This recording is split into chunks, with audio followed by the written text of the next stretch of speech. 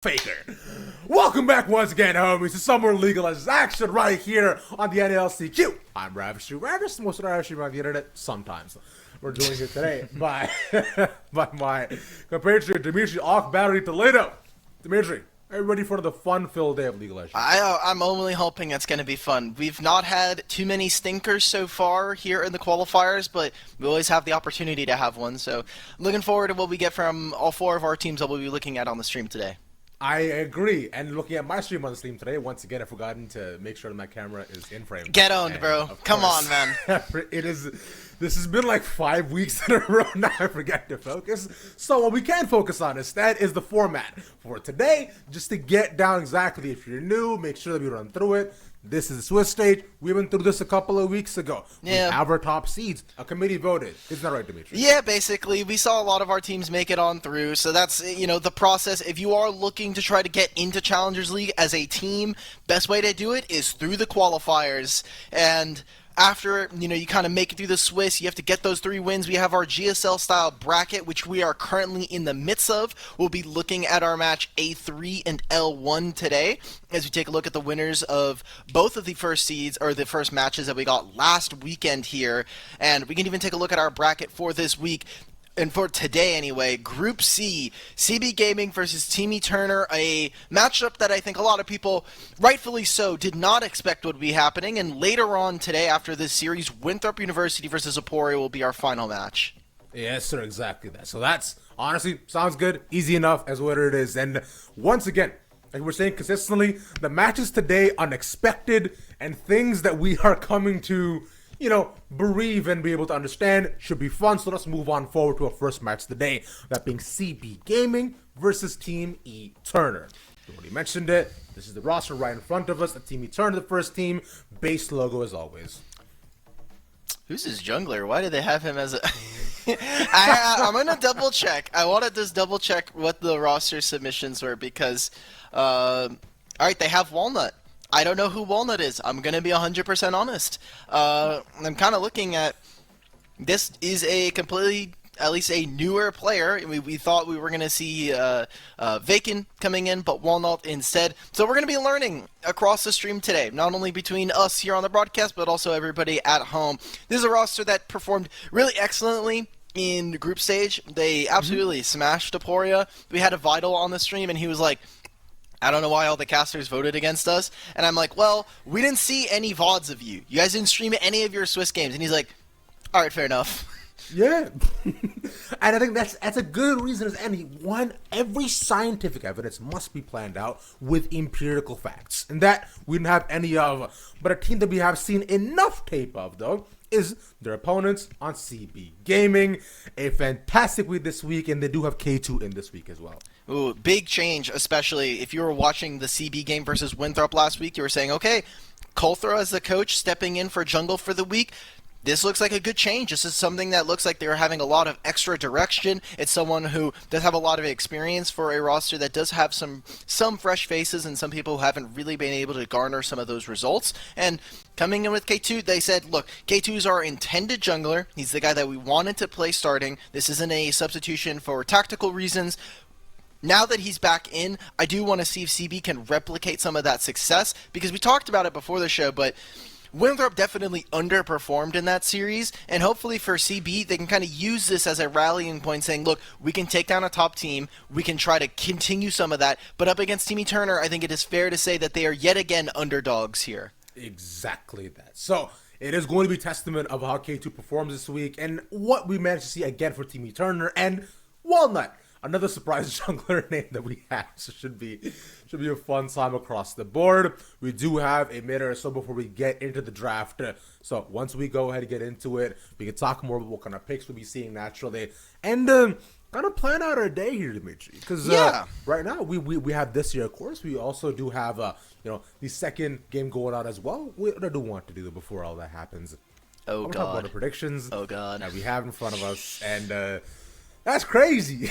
It looks simultaneous. Monk W, guys. TV Turner, yeah, everybody across the team here on the prediction side for the talent, we just think that this game should be theirs. I think when we look at how strong Timmy Turner were up against Aporia last weekend, they performed really admirably, and going up for CB Gaming, I'm just worried about all the different things that we've been talking about, right? When we look at Timmy Turner, the bottom lane is someone that we always try to kind of focus on, and for CB, Psycho, and Mixture, they've had some good game, but you're going against Ninem, like that's pretty tough. And when we saw what the solo lanes were able to do for Timmy Turner, I think CB Gaming are really going to have to level up in a way from week to week that is just unnatural, right? Like, it's Geiger and Klexo going up against Dunn and Vital. Like, the way that those two solo laners performed compared to, their counterpart here in this matchup, I think Timmy Turner just absolutely should have the advantage here. And it is, again, all on CB. What can you show us? What can you give to us that kind of can prove, hey, you're going to come out first in this group? That is a big ticket out of this. It's an additional 10 points. And these are two teams that, coming in, you have to win the entire thing if you want to be able to qualify for the promotion tournament. Mm-hmm.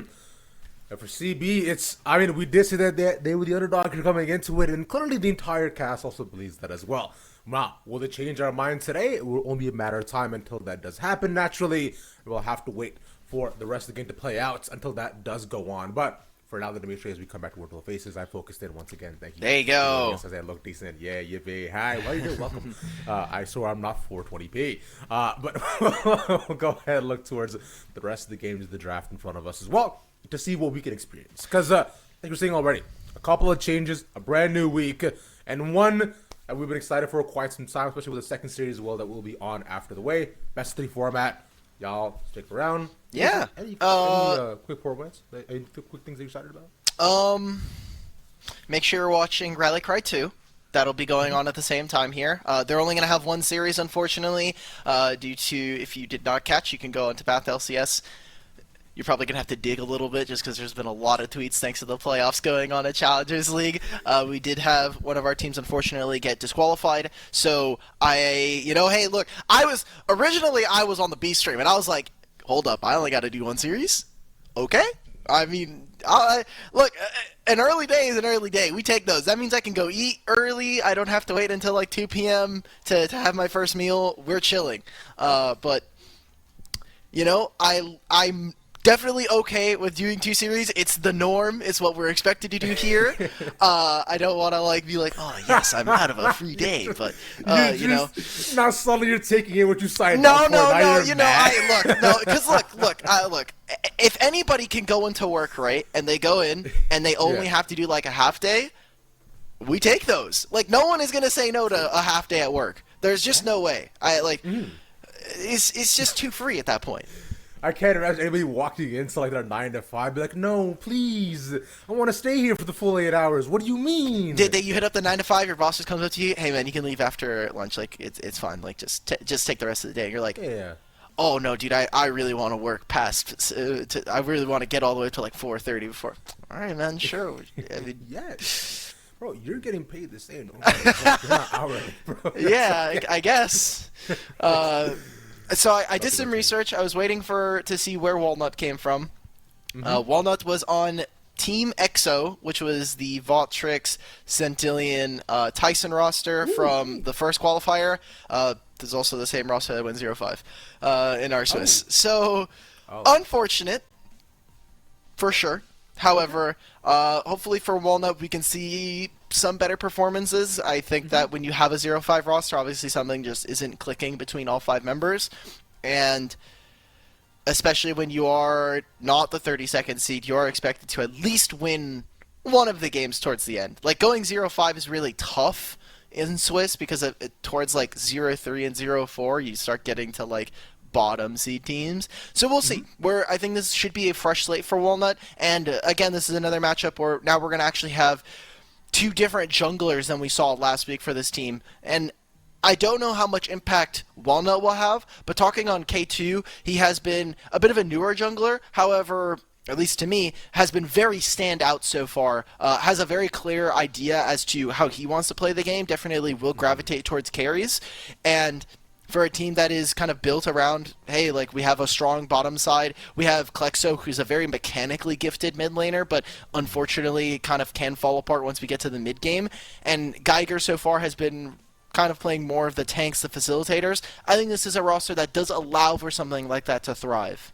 Exactly that, because like so far from what we've seen, especially on the side of CB, right, it has been like their jungler being able to dictate a lot of the flow of the game. Actually, with Colthrow too, he's the coach, so he knows what he wants to get done. And with K2 coming into, I imagine we should see more of the same of that consistency, right? And as you've seen so far from him as well. For now, though, we'll just be taking a minute or so before we get into the draft, right? We'll just be taking about 30 seconds to talk a bit more about our thoughts, early game, what else we got going on. And also, Demetri, you got a haircut as well. Looks really nice. Yeah, dude, okay, I wasn't expecting to get a haircut, and this was like last week, and then I was like, we were hanging out, we were like, hey, do you want to just get like a haircut? So I'm getting mine, and I was like, yes. Yes. My hair was getting really long, and you were just hanging out. But Ravish, I feel like you're growing. Are you growing your shit out? Like, what's going on?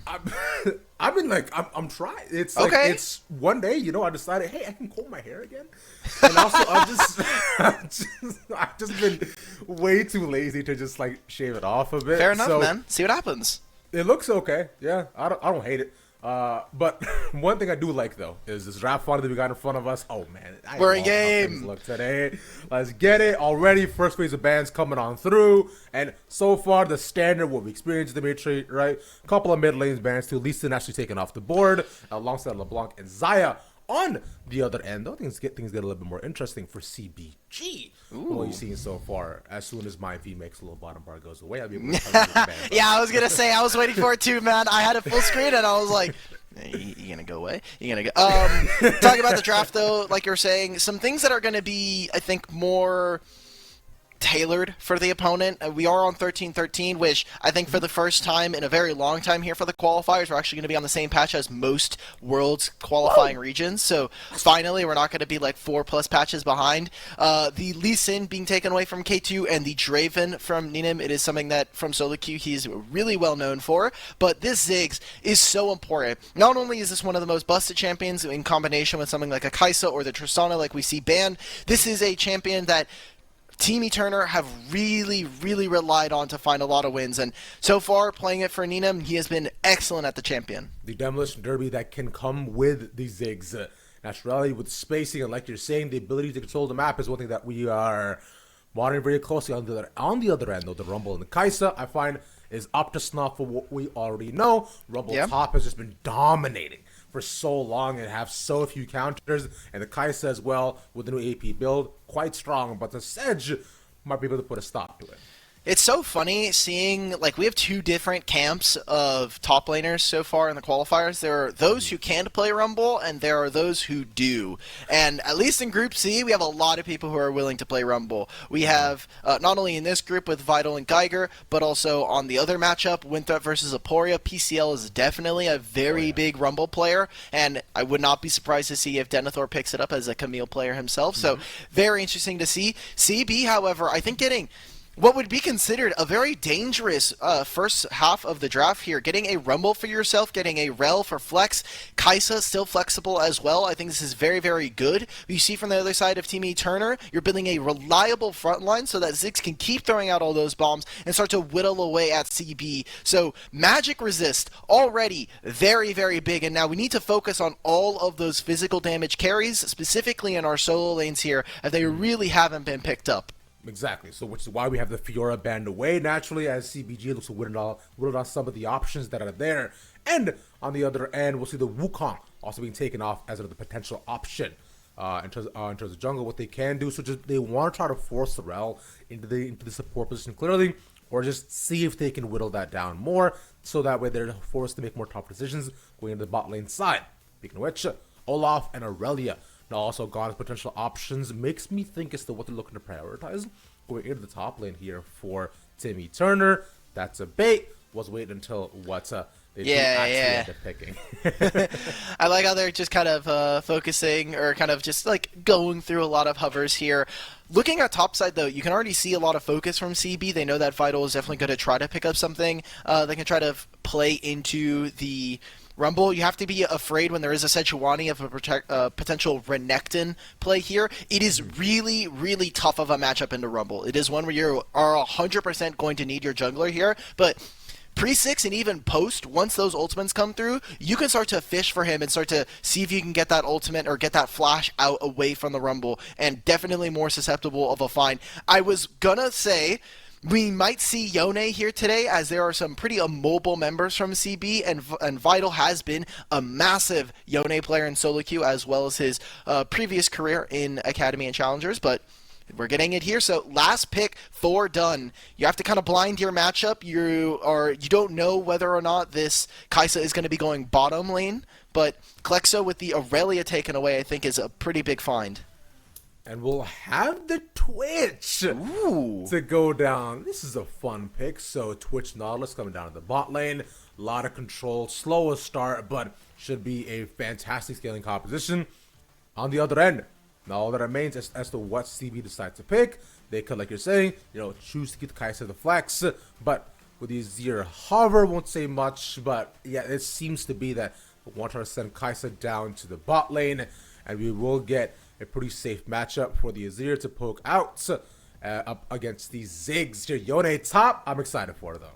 All right, well, when we see this from CB, you got a lot of pushing lanes, specifically in our solo lanes. Azir and this Rumble should get very easy push. However, I don't think Team Eternal are going to be any slouches. Ziggs, as the game is going to get on, is going to be able to outrange both Rumble and the Azir, and that'll be very tough. CB are going to have to just jump straight into it.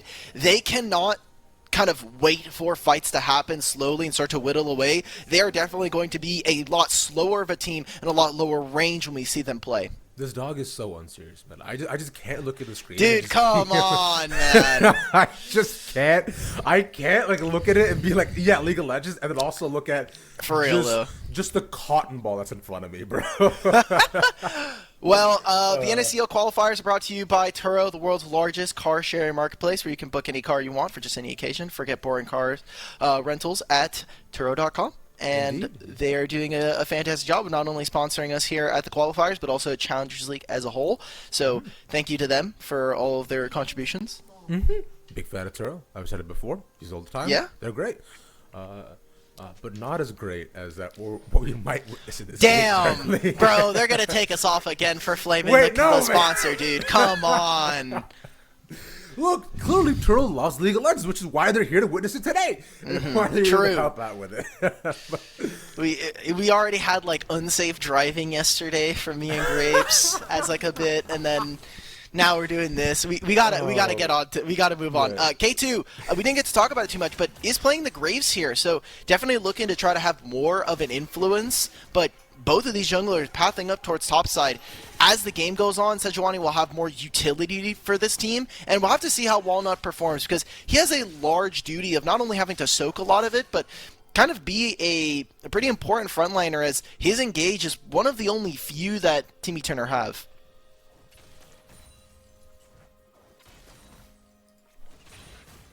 Okay. I've lost, okay. Ravish has lost his GoXLR, so you know what that means? It's just me. I hope everyone in chat is having a great day. I'm very excited, personally, to see Vital on the Yone, because that means that Vital is having a lot of fun. We got to talk to him last week, and obviously we talked about him kind of flaming the casters for betting against him, but he has been really wanting to fix up his performance, because his last kind of spot on Immortals was not perfect. I think he and the rest of the broadcast, and I think a lot of the community sentiment, were in line with that. And so wanting to make sure that he can show up, and he thinks it's very realistic that they could win the whole tournament, but they're going to have to do that if they want to get back into the promotion tournament. So Vital and Walnut already, though. Getting the flash out of Vital, very, very important. Geiger has no Ignite, and K2 is here. Have to be very careful. No Q3 available here for Vital. Geiger can flash and hit him with a Flame Spitter. Okay. Don't know if that's the flash you really want to go for. That's a first blood over to Team Eternal. They're playing around the Graves auto so well. They get the knockups. Oh my god, it's a double kill for the new jungler of Team Eternal. The substitute stepping in. Already getting off to a fantastic start, and there's no teleport here for Geiger. So you know what that means? top lane's over, boys. We're done. K2 stepping back into the roster. It's already a disaster. 1,000 gold lead here for Team Eternal. And when you have Yone, who, hey, in a hard matchup pre-6, it is going to be very difficult. Once he now finishes a couple more items, gets to crush that wave. Great job from the side of Team Eternal, and a pretty big mistake, I think, from CB getting very, very aggressive. When you're playing against a Sejuani, you just can't do that. So, love that they're also playing with this flex around the Ziggs here, as Klexo, really more of an assassin player or someone who's been more of a melee specialist. He's been been able to perform there in lane, but it's been that mid-game. It's been around the 10 to 15 minute mark where I think Klexo has kind of shown a few bit of weaknesses. His eye for engages does go a little bit ham, and now with Klexo here, we'll see what he can do on the Azir. Definitely a different mode you have to play when you're playing this champion. Well, Twitch chat, I hope you're having a fun time. You know, I'm glad that there are people watching the qualifiers. That is the important part. You're here supporting North American talent. Geiger, yeah, this is why this champion is just so Thanos right now. Like, he has the lethal tempo. He's got everything. This is just not a fun matchup, and once he gets level 6, it's not going to get easier. K2, you path towards this lane, and it is just not going well. You need to be able to flip some of this. You play towards your bottom side, play for something else, because it is just not going well. K2 is getting further and further behind. Klexo now has to even blow the flash. I think playing towards this side of the map as the Azir is a bit dangerous. You know that you just saw Sejuani on the top side. It's just something you just can't do, so Team Eternal already off to a pretty big lead, and it's somewhat what we expected. Obviously, without Vaken here and having Walnut play, we didn't know what the difference was going to be, already going for more tanks instead of the, you know, big carries that we've seen from Vaken back in the qualifying Swiss stage. However, seems like more of the same of what we got from Team Eternal versus Aporia, which is the solo lanes performing admirably. Nina and Duo King, while not being incredibly lane dominant in this, as you know, they get more and more items here, they are going to be stronger up against Kaisa, being able to sneak up on Psycho and Mixture.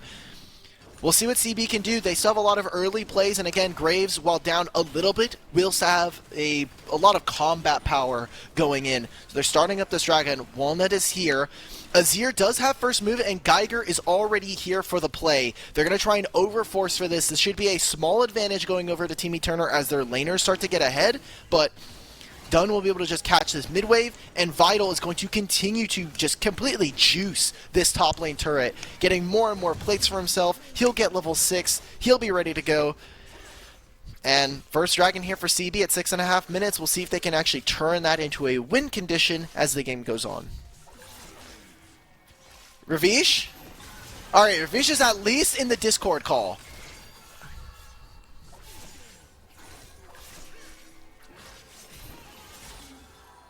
Ah!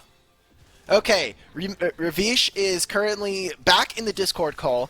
Everything crashed as soon as we got into game for him. So, hopefully we can get him back. It seems like everything's back. Ravish, talk to me, brother.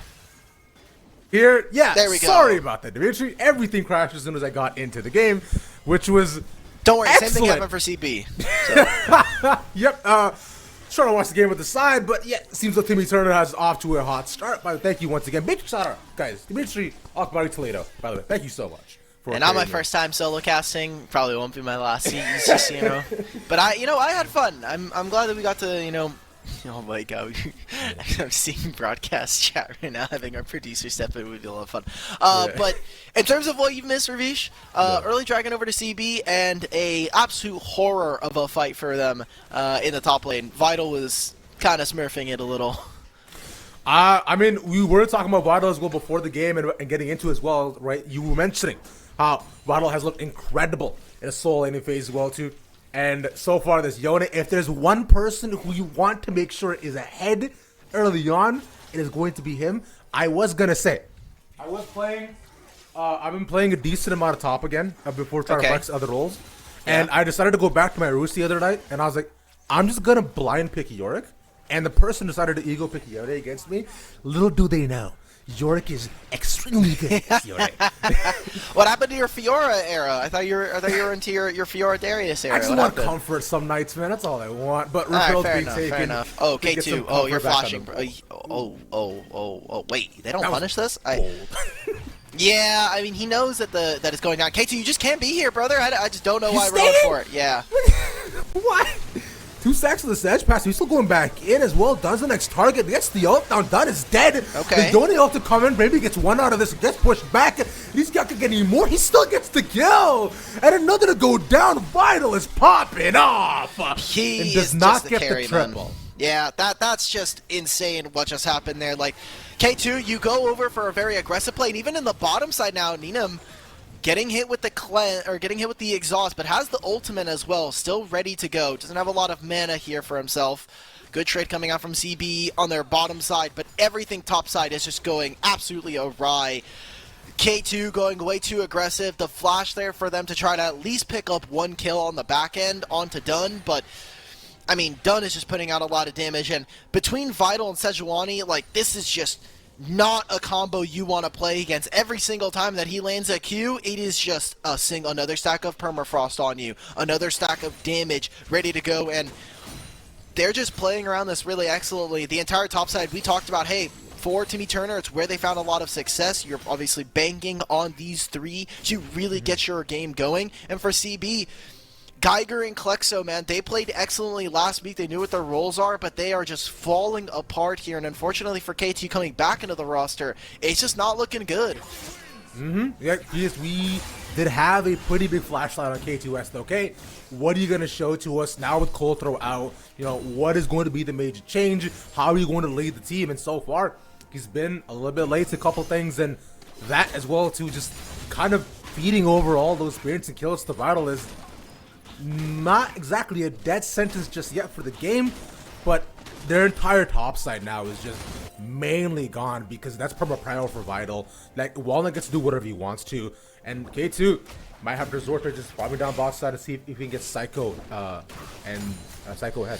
Yeah, we're not seeing too much of this. I would have thought, hey, you have Graves, you have a Kaisa Rel. There is a possibility that you could try to play for, you know, a bot dive or 2, especially now that they have ultimates. Maybe they'll try to look for it, but they're not able to find much, and there is a small discrepancy in terms of the timers here. Klexo does have his teleport coming back up, and you really want to see what Dunn can do on this Ziggs, how much damage they can actually get down, because Dragon is spawning in a little bit, and they're just prioritizing putting as much pressure under this turret for Timmy Turner as possible so they can set up for this objective. Yeah, so far though, Waze being pushed in over and over again. K2 is first to the drag around. It is up right now. He's solo here though. Valiant moving up to help him out.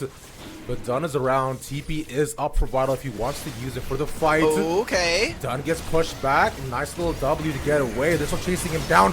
Good ultimate to save him, but Magnustorm goes in to make sure he falls. The only ultimate's gonna miss though. Psycho gets the top off onto the Kaisa, but no one's actually near it. Vital's popping off once again.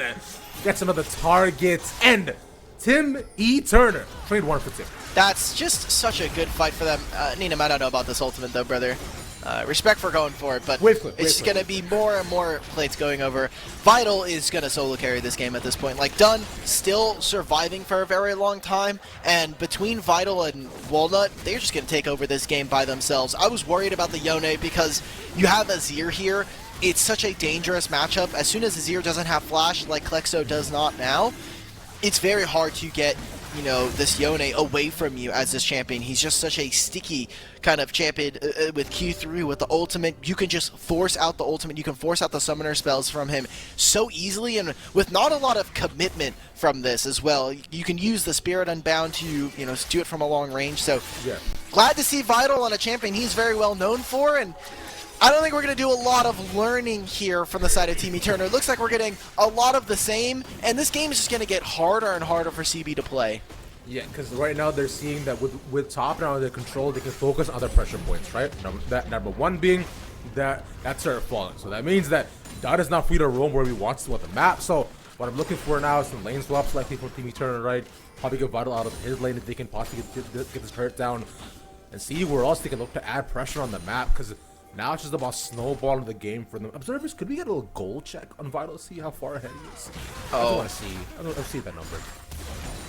6.7. Jesus Christ. Yeah, he's a bit ahead. But that's the case for most of Team Eterna right now. They're trying to find this good flash from K2, just barely outside of the Sejuani ult there. And you saw there right before we sent the graphic, the only person from the side of CB that is able to match some of that is Psycho. He's the one that's matching CS right now for Vital. He actually has a small lead there, but he has a small lead on Ninem. Psycho has been a very strong player every time we see him here in the NACL qualifiers, but hasn't been able to kind of reach into that upper echelon. He is a player that I think a lot of other AD carries would tend to respect in terms of their actual mechanical ability, maybe less so in terms of the typing that goes on, but he has been very, very good, and we'll see what they're actually able to do as this Kai'Sa, as, you know, the game is not falling around their bottom lane. Psycho and Mixture are still very relevant here, they will still be having great engages, but the rest of the damage may not be there. K2 just now finishing the Eclipse. There's the Leandre starting to come in, so we're getting mythics here for some of the teams for CB, but you're looking across from them, and it is very dangerous. There's a lot of threat that they're going to have to try to avoid. Right now, maintains under the peril as well. He's on K2 around the area, they know this is happening. The question is now that would even try to attempt to stop it, because last time they did, things went a bit wary, and seems as though K2 will, you know, just play the safe game, farm up. Have to let another one go, which means even more map pressure when they do decide to take it. And that'll just be really given over, dragging up another 2 minutes, though, so no opportunity for a possible cross. Right now, Team Eterna, you know, by getting the Rift Herald, they are setting up for that Dragon coming up in 2 minutes. That'll be something for them to look forward to. I am a little worried. As CB, the more time that they're given to scale, as long as there's less action going on, the better for them. We're going to be seeing a dive here. Ninem, not a lot of mana, does have that ultimate, does have flash and heal. He is locked with the Magnet Storm, though, and goes down immediately. Next, the target is DK, pushing the corner. Oh, Klexo's dead. And gets eliminated. Like you're saying, they get one target back due to all the turret damage.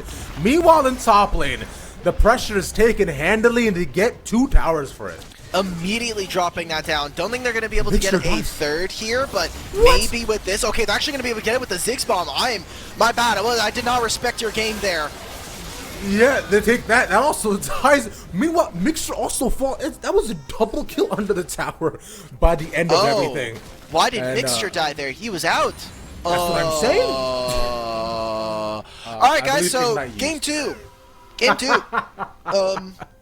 don't know what to say, man. Like, Vital's ahead, Walnut is strong. They're now at 2 items, and the Drag's up in a minute. They're missing some ultimates, but honestly, I don't think that's going to matter. The fact that Mixture and we saw Klexo go down there is huge. Like, Klexo, he just ended up tanking turrets. There was a lot of Ignites coming out, and so we saw DK able to pick that up. But aside from that, Team Eterna, they handled the dive really well. Like, hey, Ninem and DK, you died, that sucks, but we got so much on the top side, and a lot of respect actually shown from Team Eterna, not trying to overextend for the inhibitor. It's only 16, 17 minutes now. It'd be very early, and I don't think they're going to actually be able to revisit this lane. Team Eterna, I think, for the most part, are going to be playing towards this bottom side, using the Ziggs ult if they actually need to, if they need to actually fix a wave up in top lane. And while Ninem is not particularly very strong, Psycho's very close to 2 items. You press tab and look at the rest of his team, I don't think he cares. I think he'd just be playing 80 crit Singe, and he'd be, you know, doing the exact same here. 80 crit Singe is a crazy sentence to utter out loud, bro. He doesn't need to. Like, all he needs to do is just be there for a fight. He doesn't actually. His team is so far ahead. Vital is going to stomp fights that CB take that are going to be looking like front to back, and so for CB, you're losing turrets across the board. Azir is losing a lot of safety because of all of these turrets starting to fall, and so now it's like, okay, well, what waves can we actually pick up? We're losing access to jungle camp, so K2 probably going to be picking up Collector, and then after that, that is as strong as this Graves is going to be for at least 5 to 10 minutes, and at that point, you're kind of like a Hail Mary. The enemy team is getting tankier and tankier. They're getting more of their damage stats. Walnut is going to become basically like an immovable wall. Vital, if he gets a single lifesteal item, something like a shield bow, you're never going to be able to play the game, and that's where all the shutdowns are. Yeah, because we're already looking at 2 items for the top side of Timmy Turner, right? And the rest should also look to fall in as well as you go on forward. Duo King is pretty much also just full of build at this point. And even Needham as well, looking to build up to a second item, has not been able to participate in a ton of the games that have been going on so far, considering how much action has happened, but he's been able to just safely farm away for the most part, right? So should be looking to go online. On the other end, exactly like you're saying, right? We're seeing at least about an item across the board for almost the entire team. How many opportunities they'll have for more is the question. Vital misses the ultimate, so likely will not be able to execute the dive fully. Takes a lot of damage, ignite as well to his dome piece. We'll have to back away for that. Can't teleport back into this, but there's no play going on. There's a dragon, or Baron, sorry, spawning in a minute. That'll be very important as...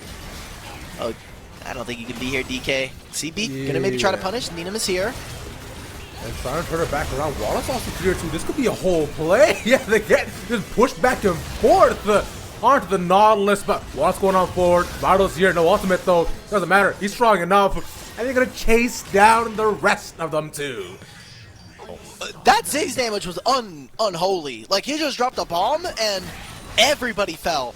Psycho immediately gets off the map. Klexo is taken quickly alongside his jungler as well. So Dunn, yet again, showing how powerful the Ziggs can be, and especially for Timmy Turner, they've been using this champion to success so many times. We saw it in most of their qualifier games in Swiss, and here again, seems like teams are just not respecting this champion. Ziggs is really good, man. We've been noting it for a long time. And the power not only beginning to shine as well, should be able to get the demo. Oh, they're teleporting in behind. Oh, they want to actually get this right. It's 2v2 so far. Dunn's kind of low, but it might die before all that happens. To flash away. One more Q. Be able to get it. No. He kites that beautifully. But that should be the trade. The Vital looking to get out. Can Walnut save them is the question. The flash once more, and they save themselves for another day. How does Vital not die there? What? And Psycho gets caught. You just walk up to the Sejuani. That's going to be Baron started here. Timmy Turner, they're looking like they're going to come out first out of this group. It's only game 1, but with how they're performing and how CP just look completely lost at this moment, this is your winner for Group C. We thought we were going to see Timmy Turner versus Winthrop, but it is just no contest right now. Yeah, they look so far ahead here, Dimitri. You mentioned already. In the time that I was sent to the Shadow Realm, Timmy Turner had already built up enough of a lead to the point where they can now bear the fruit of their wins. Early game, excellent. Follow through, incredible. And the star player so far, it actually continues to be Vital. The solo play, just immaculate. Incredible from Vital. I know it is on his champion, so people might try to discount him for his performance, but, I mean, crap, like, if you're going to play Yone like this, you deserve the win. He played so excellently, and I obviously shout out to Walnut as well, not only being a substitute for this roster, but also playing for that top side. We saw both junglers play towards up that lane, and unfortunately for CB, they lost the 2v2. So great job coming out from Timmy Turner as they're going to look to try to finish off this game in a dominant fashion. We have seen them really only been pushed in that first game up against Aporia. And aside from that, it was great play from Dunn and Ninam, and it seems like we're getting more of that. But again, these solo lanes, Vital. They're just 1v5, and that 6 damage is crazy. Oh, decimates half their health, and it wasn't even in the epicenter either. There, of course they are, Dimitri. They're way too strong to not keep going. Magnus Storm will draw them closer to their death. Here, mixture, and that's it. Needham is firing at them in the base. He's just eliminating them. He finally dies only after getting a double.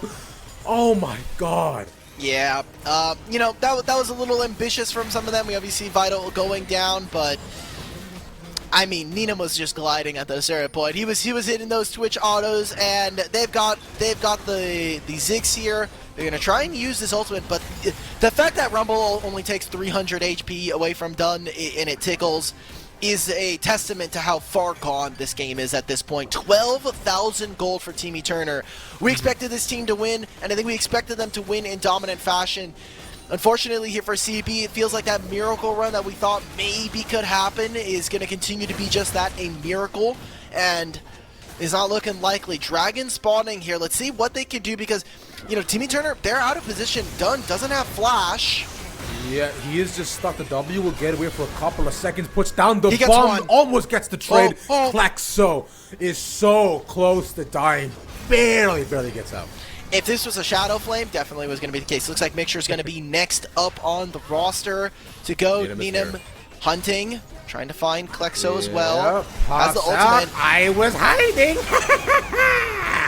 Takes another, and the Yone comes in for the final execution. They get like 4 almost every time, but currently it is a 2 for 2, so an even trade finally for CB.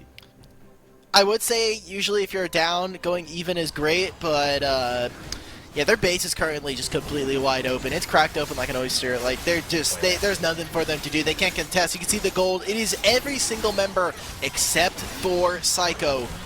He is the, you know, the main carry for this team. He really needs to be able to step it up, but the game is just way too hard, right? Like, he has to deal with Yone getting on top of him, of the Ziggs bomb, of potentially having to pay attention as to where Twitch could be. This game is just too far gone, and so looking forward, CB, like, you just can't collapse in the early laning phase. That first gank kind of set the pace for the rest of the game here, and K2 continued to try to play around topside, and it just kept not working. Yeah. And we were questioning as well as to, you know, what kind of face you see from Walnut as well coming in, right? Considering how just the previous roster result too, but what you kind of did mention it, but just to highlight it once more, just excellent job setting them up. He's been able to consistently find picks and ultimates and just lay down passes on key targets, whether it be on K2, on Klexo, just force them into really awkward positions, and Psycho can't even get in the fight half the time because he stands as such a large wall, or as you said, Dimitri, an immovable wall in between his team and just safety by the end. And all that remains right now is just dot the I's, cross the T's, and finish the game off. Yep. So, as we wait for this game to end, 12,000 gold, right? Like, oh, I think we still have dragons coming in. Look at this. Oh, again, this is so close to getting Shadow Flame. Like, it's going to do so much more damage because he's going to have, like, an extra, like, Hextech Alternator and the needlessly large rod, just disgusting amount of damage. Ziggs is going to finish this game by himself, basically. And the game should be able to play it. I like how they're playing with Neenam actually on a side lane by him, with DK basically kind of shadowing him because Twitch can be so safe. See how much? Okay, they're just going for the engage. Then Storm again. The Lardash put down onto John. He should just die. That is one. Nice Azir ultimate as well. They push Walnut back into the base. This is huge, but like you're saying, Walnut is just chasing them around. The tower has not fallen yet, so they cannot end it right now. No more minions, and now they're stuck. The question is, does Neenam get out alive, or does he 1v5? He has not been spotted. The ultimate could do the trick. Walnut does not take any damage at all, and DK gets to walk away. They can't even chase them anymore. Big shutdowns, though, and that's a lot of time being bought for them. As 40 seconds before the Baron, it'll mean that Vital will have to teleport. He is up in 15. Dunn does not have any of his summoner spells, so he will be up. A win for CB against all odds, where the team is so stacked against you. They still have to get so much done if they want to try to claw their way back in. This is still a Teamy Turner win, all things considered. Should be them just looking to reset, kind of say, okay, we kind of fumbled that a little bit. We're having a little bit of fun. Let's just go to Baron, end the game, draw CB over there. Because I think if CB don't contest the Baron, they're going to have to contest against massive minion waves, and they don't have a lot of wave clear, even with Azir, with how far down he is. K2 and Psycho, the two marksmen on this team. K2 triple items here. Same thing for Psycho. Let's see if they can get anything done, as Teamy Turner are going to look to try to finish out and close out a Game 1 victory. They know this has happened, Dimitri. They have to at this point. They're circling around. Battle even goes over. Oh my god, he blows him up. K2 is Gonzo. And another again, they line him up in the ultimate. Jesus Christ, the last guys. breath is true because they've all been deprived of oxygen. A quadra kill for Vital. Okay, that's the end of the game. Great stuff from him on his champion, right? This was a champion that he's made his name on. When we saw him first come into the academy scene, we said, okay, who is this guy? We went into solo queue. Okay, he's a very big Yone player. Can he do much more off of that? And throughout the weeks, he actually had built his champion pool away from just that kind of singular mind, and he did excellently this game. You know, it's always those back to comfort picks, back to what you've known, and it was a good matchup for him. Great job for Teamy Turner. We'll see what they can do in Game 2 now. Indeed, all that remains right now once more is one more game and being able to potentially just end it off moving forward in the bracket and look to take top seed coming out of it. It's a wild time we live in. Team Eternal look excellent, and CB Gaming, y'all gotta go ahead and shake it off, get those nerves out, and move on forward, because an early game like that, and we're in for an earlier day than we thought we would be. Well, we still have the other series. I said coming in that this was going to be a 5-game day. That I expect for Team Turner to take care of business, and that Aporia versus Winthrop should be our closer series of the two. But we'll see what ends up happening. We're going to kick it to a short break, and when we're back, we'll get straight into Game 2 of Team Turner versus CB Gaming.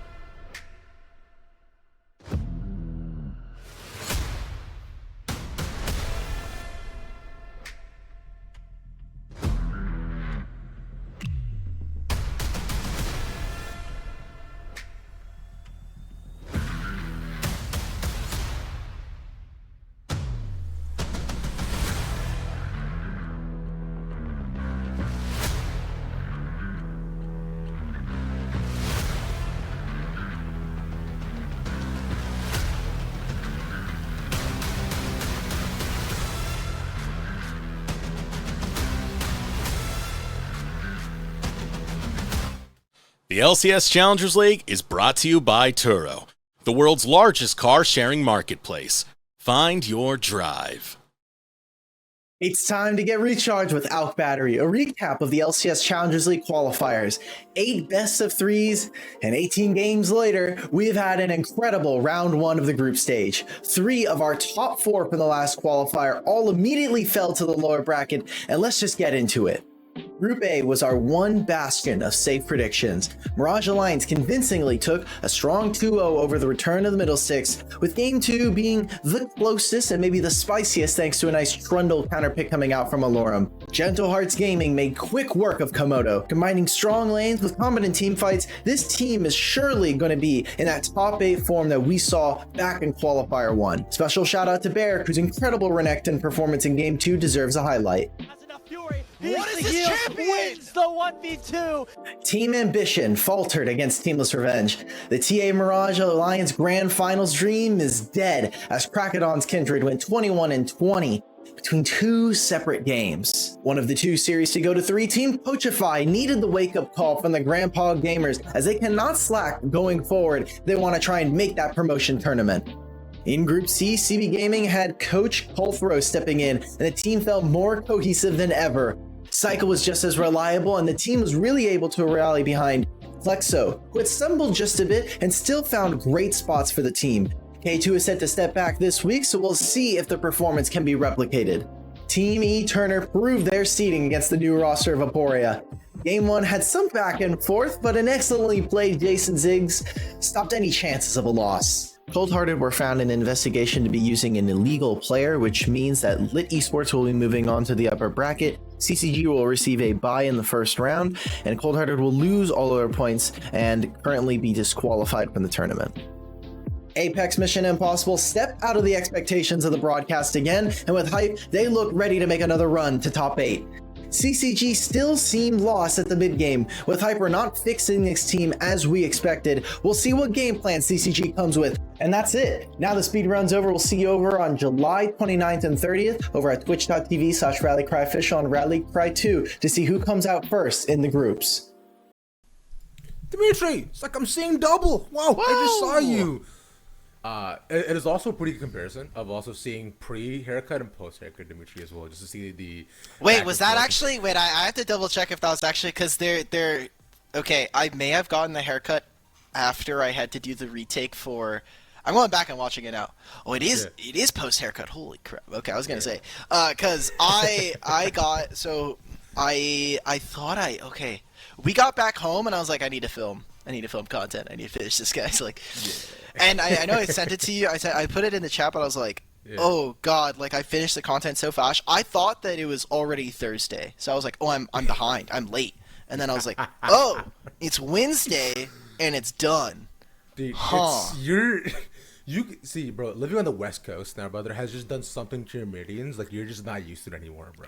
Yeah, I'd also just it's that, and also like keeping up with LPL has just been like turbo doomed for my schedule. Like LPL starts at 2 a.m. Like the game started at 2 a.m. So like I stay up, and then they just start bleeding together, and. Yeah, yesterday especially. I know I tweeted about it, but like I woke up after qualifiers, and I was like, why did TL lose? Guys, this is our first seed. Like, what happened? I feel like I woke up in a different timeline. Once again, bro, it's just shock after shock keeps on happening. But this series right here, there has been no shock so far. One has been highly predicted, at least between all the casters, of Timmy Turner being on top. They're 1-0 up. As BO3, it is now up to CB to show what could be. Now, I think it takes the game 3, or, will they simply just leave things be? I was Jesus Christ. I don't think that's likely. I'm going to be real. I don't think that when we have seen CB, they have taken really big upset games. But before the Winthrop series, they'd never actually been able to close out a series against a very high-seeded team. And so it was always those one-ofs. It was always those like, okay, we can perform in a best of one, but I don't think we can go full distance. The fact that they were able to get the 2 wins up against Winthrop, we said it. We think that Winthrop were underperforming, and definitely we got to see CB, specifically in Game 1, I think, overperform a lot of expectations. But Game 2 was not as clean. It was one that they did have to fight back. They were finding themselves in a disadvantage, and eventually they did end up winning that game. But here against Timmy Turner, they don't look like they're stopping anytime soon. This is a team that still looks like it's on fire, it's on form, and there's a reason why not only all of us predicted them to win, but also why they should be heavy community favorites to go forward as the first seed in the script. CB bought themselves a lot of time with that win in the against Winthrop, as if they lose here, they can go up against the losers into the losers bracket and play against the winner of our next match. Exactly, which is going to be very, very exciting too. As we move on forward, we'll have to see how things shape out. Of course, with Winthrop and Emporia, that's going to be a match that, like you're saying, we imagine should go the distance as well. But that all remains to be seen after this game actually happens, and who knows what we'll end up witnessing. For now, we can only wait until draft is all about ready and set to go, and be able to kind of experience where the players are at and for what they're thinking about. Until then, though, Dimitri, I want to do something fun. Sure. What I want to do Go ahead. is, I've been doing this quite some time, is I want to see if we can get 80% of the draft before we get into it. So you want to like predict the draft, or I want to predict the draft, but I want to see if we and just how accurate we can be. are we doing Are we doing bands as well? Like No. I don't. Okay. We all right. have to do bands. I know I'm Okay. putting you on the spot here. I realize it's fine. Okay. All right. Okay. Well, this is gonna suck. Are we doing this now, or are we gonna try and do this like right as the draft is going? I think so. As we have it going on right now, we can also try to have the production in our ear to see how close we're getting as well. No, this is awful, man. There's no way I'm predicting this. Like, come on, man. I'm so sorry, man, but like, at least let me see. I need the draft graphic in front of me at the very least. I need to see what's banned, because like I'm gonna be like, oh man, this pick man would be so good if you got like XY champions, and then it's just like ban. Like, okay, cool. Well, I'll just leave. It's fine. I don't gotta be here, guys. Like, you just don't want to be wrong. That's it. Yeah. Actually, I pride myself a lot on trying to be right. Okay, you know what? We got hints. We got hints in okay, I've got the bands. Okay. Okay. So I think Kaiso will be picked. Okay. Timmy Correct. Turner are on blue side again, which is a very big kind of choice, as it was up to CB whether or not they got red side or not, and they had side selection, so they chose red in this instance. Kaiso will be picked by actually Ziggs. Okay, Ziggs is gonna get picked by Timmy Turner. It'll be Kaiso Rel again for CB, and then moving to Timmy Turner, they're probably gonna just take Sejuani again. They're probably going to move towards. Don't think they're gonna be blinding their top matchup. I think they're gonna be probably more than okay with just picking Nautilus again. Draft will look a lot similar throughout the first phase. I think it'll be CB picking a different blue 3 instead of the Graves. They'll probably try to pick up a blind support and send the Rel. Actually, now that I say that, I don't think that Rel is. I don't think that Rel is going into the jungle. I don't think K2 is going to play supportive. He's going to just try and play his carries. He might think that this is an Italy game. I don't think I agree with that, but we'll see.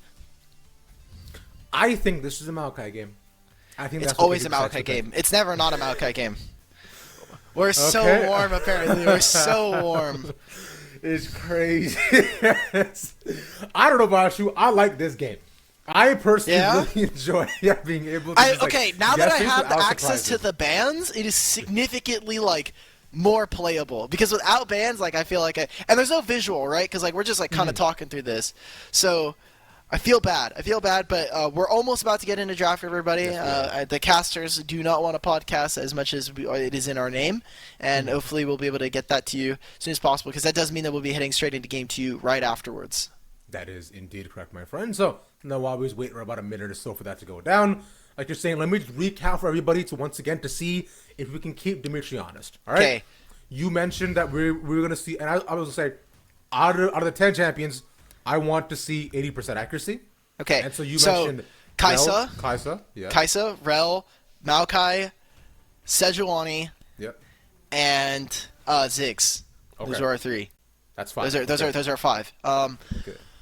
Is K2 actually going to play Graves again? I don't think that's possible. But we already have so okay. So it was Ziggs for Timmy Turner, Yeah.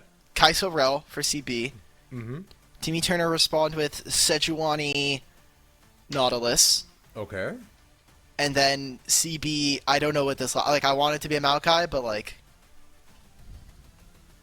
I mean, I think it's going to be Maokai, personally. Because, like you're saying, Graves, I doubt we see again. Going for the carry style jungler that K2 did last game doesn't actually pan out because he wasn't able to be as active in the laner's lives as he wanted to be. Naturally, so I'm sure this game, he wants to be a bit more supportive and take that role just to ensure that it doesn't get as ahead of them and, it doesn't snowball out of control. Now, let's see Ziggs. Let's have that pop up here. This feels like what's it called? A game show? Yeah. No, this feels like what's that show with Steve Harvey? I always forget what the name is. Yeah. Family Feud. Family Do we Feud? see Ziggs? Bing! Ah! Okay, all right, we got one. All right. Remember, everyone at home, you can play as well. If you want to play in Twitch chat, like, go ahead. Yeah. Start to getting it. Okay. Do we see CB, Kaisa Rel? Give me Kaisa. Give me Kaisa. Ding! Ah! Okay, we got a second one. We got a second one. Okay, give me Rel. Okay, all right, come on. Let's see Rel here. Top 3 answers on the board here, gentlemen. I just want to make sure to see that Rel pop up on the screen. It's Okay, I got Sejuani. Okay, wait. That's I said Sejuani. I didn't say it was for. I did say it was for Timmy Turner, so I'll take a demerit there. But okay. I did say it was going to be Sejuani, so that does mean the Maokai still could be possible here for Walnut. I think if you were to pick that up, that might be why we got so warm. Yeah. Let's get the Maokai up on the board. Let's get the Maokai up on the board. Can we see Maokai? That's the hover. Producers, is it being locked in? That's top 5 answers on the board here, baby. Let's go, okay. boys. Okay. Nautilus or Rel? No, Geo King? Pick one. I said both. I said both earlier. I have my bases covered. Fair enough. Okay, yeah. So next 2 phases or next 2 picks, we imagine we see Nautilus and Rel picked up, like you're saying. I still need to pick 2 champions, actually. Wait, I'm not. I don't have 80%. Okay, so Nautilus or Rel. Only one of them can get chosen at this point. Okay, Yeah. so I'm already wrong on one. I need to start thinking of solo laners. Who we seeing? Okay, so from the bands that I did see, Olaf and Rumble are gone next. Yeah. Okay, so those are going to be gone. So I don't have to worry about those champions. I'm going to assume that there will be another Yone ban, or there will be a Yone ban this time. There will probably be a what is this champion's name? Fiora ban. So What? Aurelia for Klexo. All right, let's think. What is a champion that Dunn will probably try to play in Aurelia? It's not going to be Victor. No. It can't be Tristana. Something great. Jace is banned. You can go physical damage in this matchup. I don't think he's going to play Yasuo. Holy crap, I have to start thinking AD solo laners. Renekton? Renekton he could try, yeah. Okay. Renekton's playable and definitely flexible between these two. Maybe they just try to set up this matchup again. I'm going to call it. Ninam is probably playing Twitch again up against Kaisa. So, all right. So we've got Twitch, Renekton, and I'm going to keep going because I want to try to hedge all of my bets here. I need to think of supports here. Nautilus. I'm going to keep Nautilus. Nautilus was still good. Nautilus is still fine. Yeah. I'm missing one. I think I'm missing... Who am I missing, actually? Missing AE. Okay. Oh, top laner is female. Crap, who's We can't get hints, man. No, we already... Okay, hold up. Female top laner. Dude, it has to be... Okay, look, I feel like I know who it is at this point, right? It's got to be Fiora, no? It's got to be Fiora. Yeah, it has to be Fiora. All right, so I'll take... Okay, Yone ban. Yeah. All right, so I did say Fiora was going to get banned. So, Nautilus, Fiora, Twitch. Okay. Those are the next 3. We're locking those in. If those next 3 do not appear on the board, Dimitri has failed, and he has to give you all his day rate. Here we go. I'm not doing that, bro. No, Twitch chat is not privy to my day rate, unfortunately. Timmy Turner, let's bring it home. Come on. Let's bring it home. All Twitch, he needs is the rest of these 3 to 80%. Twitch and Fiora. Okay, Twitch, Fiora. Okay, we also have the Jax locked in, too, for the topper, which, by the way, we should just to address that a little bit. Jax, excellent laner, silent pressure as well, too, should be able to stand up against most, like, super aggressive laners that come into it. That's Fiora, right? Because I didn't see the last ban, that could have been Poppy. Like, if it was a Fiora ban and it was Poppy, I would have been wrong, but it was still a female top laner. I would have been doomed. All right. Huge. Ninam, okay. what are you going to pick? Okay, all right. We have to see Nautilus. No, not Nautilus. Oh, Rel, Twitch, right? Twitch. Okay, so we're seeing Twitch again here for Ninam. It was still hovering over it. It's still not locked in. No. All right. Well, that's 2, 3, 4, 5. I could get saved here. We have All right. one more. I'm 50%. Final answer on the board. I mean, I'm 50-50 right now. So it's not going to win me the whole thing, but it'll get me to 6 out of 10. Let's see, Rel. It's a Rikon. It's a Rikon. It should be Rel. It should be Rel, but whatever. All right. Let's take a look at what Timmy Turner have decided to pick here. The Pantheon. We've been seeing this a lot more. We thought it was only going to be for our series yesterday, where we got to see Pantheon come out, and it seems like Dunn is going to be able to pick this one up. And so strong solo laners here yet again for Timmy Turner. We're going to get straight into game. What a great kind of set of expectations. We've got top lane where we can see these two split a skill matchup between him and Geiger. Walnut and K2 playing supportive, initiators for their team. Dunn versus Klexo. This should be a matchup that should get very bloody, especially with the Ignite already. And as the game goes on, you have a lot of, surprising amount of frontline yet again built out for Neenam Ziggs. I want to say, I had a lot of fun doing that. Yeah, that was actually fun when I actually know the bands, right? Like, if I know the bands, I can play the game. But the fact that I had to potentially bet against 20 different champions is just not fun. You know what? Fair enough. That's okay. I like that we also went ahead and set up early expectations, like you're saying. Carry potentials across the board. I do want to point out once more the Pantheon pick I find is extremely based to walk in for Timmy Turner, because in many melee matchups Aurelia is king. Aurelia does not falter, and she absolutely rules lanes because of her passive.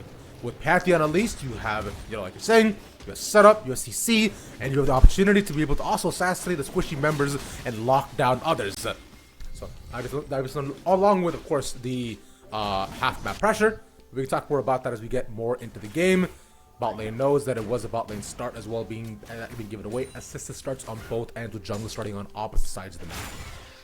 Klexo, I was wondering what's going to happen in the mid lane, because that'll be kind of our match to watch, as Dunn already has a level, or is already getting a small advantage here. Klexo actually starting off the E here, wants to at least be able to interact with the wave at range and still have some combat power versus Dunn. We'll say for Dunn, not having this wave in the middle is a little problematic, as it is very dangerous to try to play. I'm trying to play this onto Mixture.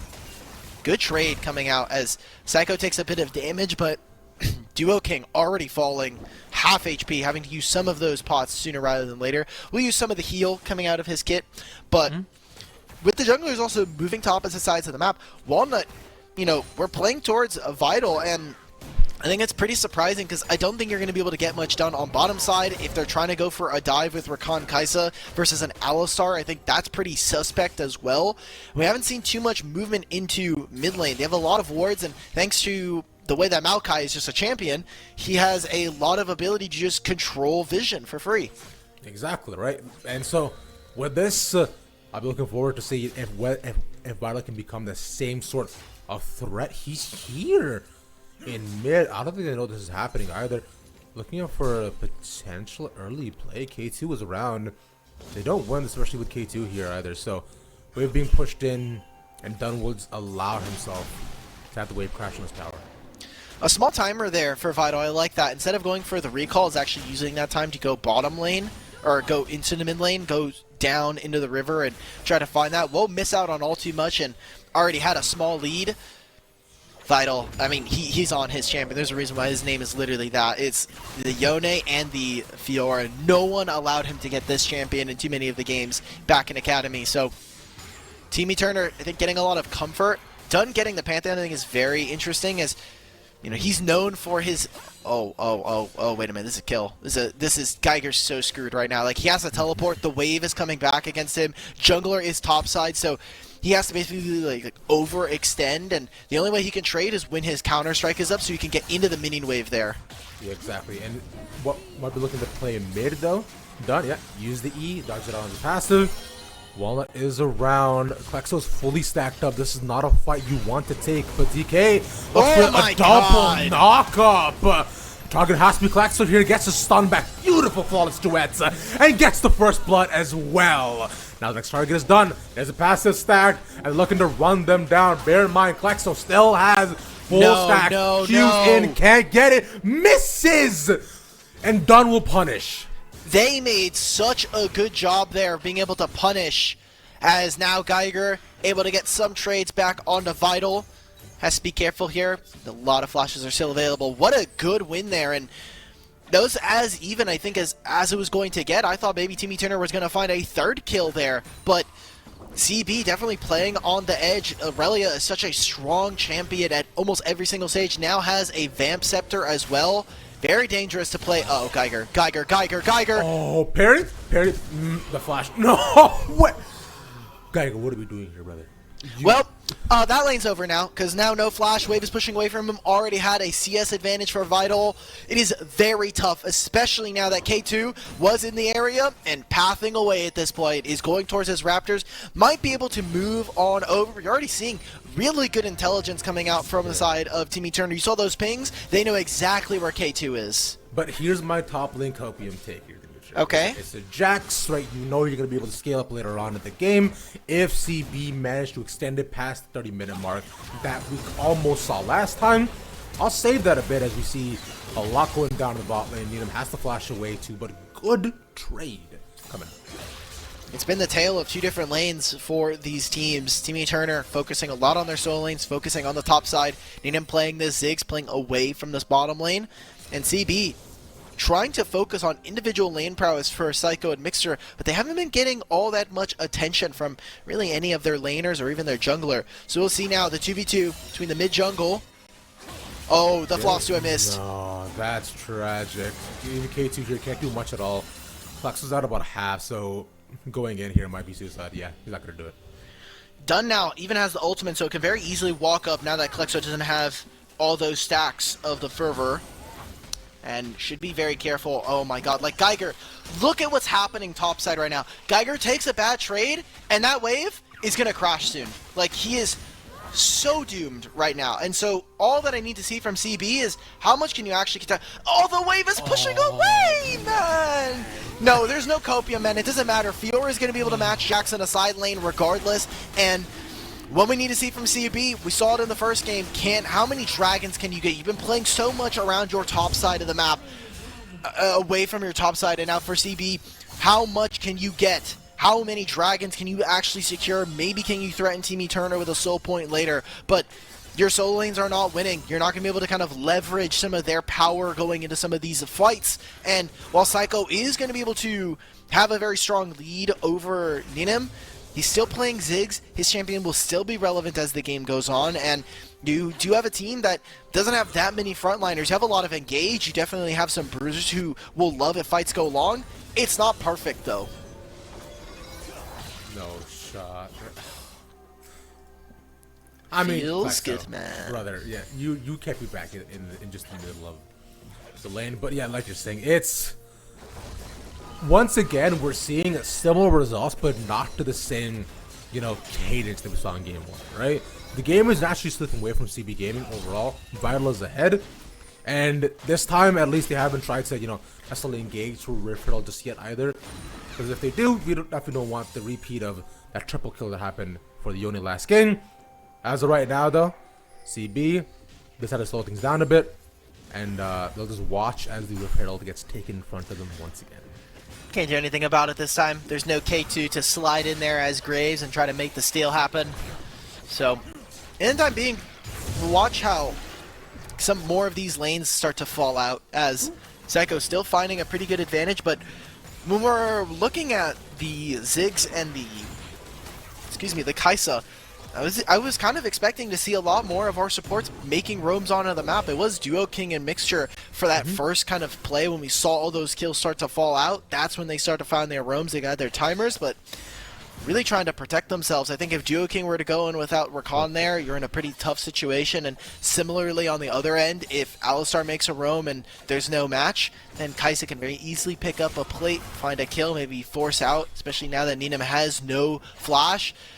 This is brutal. This is why this matchup can be so difficult, and Vital's absolutely stunting on Geiger. I just want to point out some minimal tech that Vital just did, which is he's fighting in the middle of the wave, so you know he's taking all that aggro, but he's just so far ahead, it doesn't matter. He's getting every grass proc auto off and the second auto off to E as well, without allowing Geiger a chance to even get a single hit back. So he's just ruining his day. Geiger just got back to lane. He has to back and walk back to lane here again, while the wave is pushing against him the entire time, Dimitri. I feel for the guy, and I'm gonna stop talking about top lane here because Vital is just gonna run this. Duke can get spotted though, pushes him back, but Psycho can just roam up. Yeah, stops him into the wall, but he's tanking to try to get away from this. Dodges the CC. K2's here, has ultimate. Yeah, can he just walk out of this? Oh, yeah, K2 gets spotted. Wow. Yeah, Duking showing a little bit of respect there, being able to block and kind of playing front for his team. Still has the ultimate as well on this Alistar. I was going to say, top lane is really in a tough spot because not only have we been talking about it, but Geiger also, when you are playing this Jax, part of your strength is when you do have the counter-strike up, you can move into the middle of the minion wave and really start to fight. That's one of his strengths. Level 1 is you start the counter-strike and you can move into the wave, you can trade with the enemy AD, and then once all of the damage is tanked up by the counter-strike, you turn that into relevant damage onto your opponent. And that's just not able to happen here. Vital showing a lot of patience now, finally getting the push, wants to get a recall in, I think probably closer to finish more of his items, wants to try to threaten.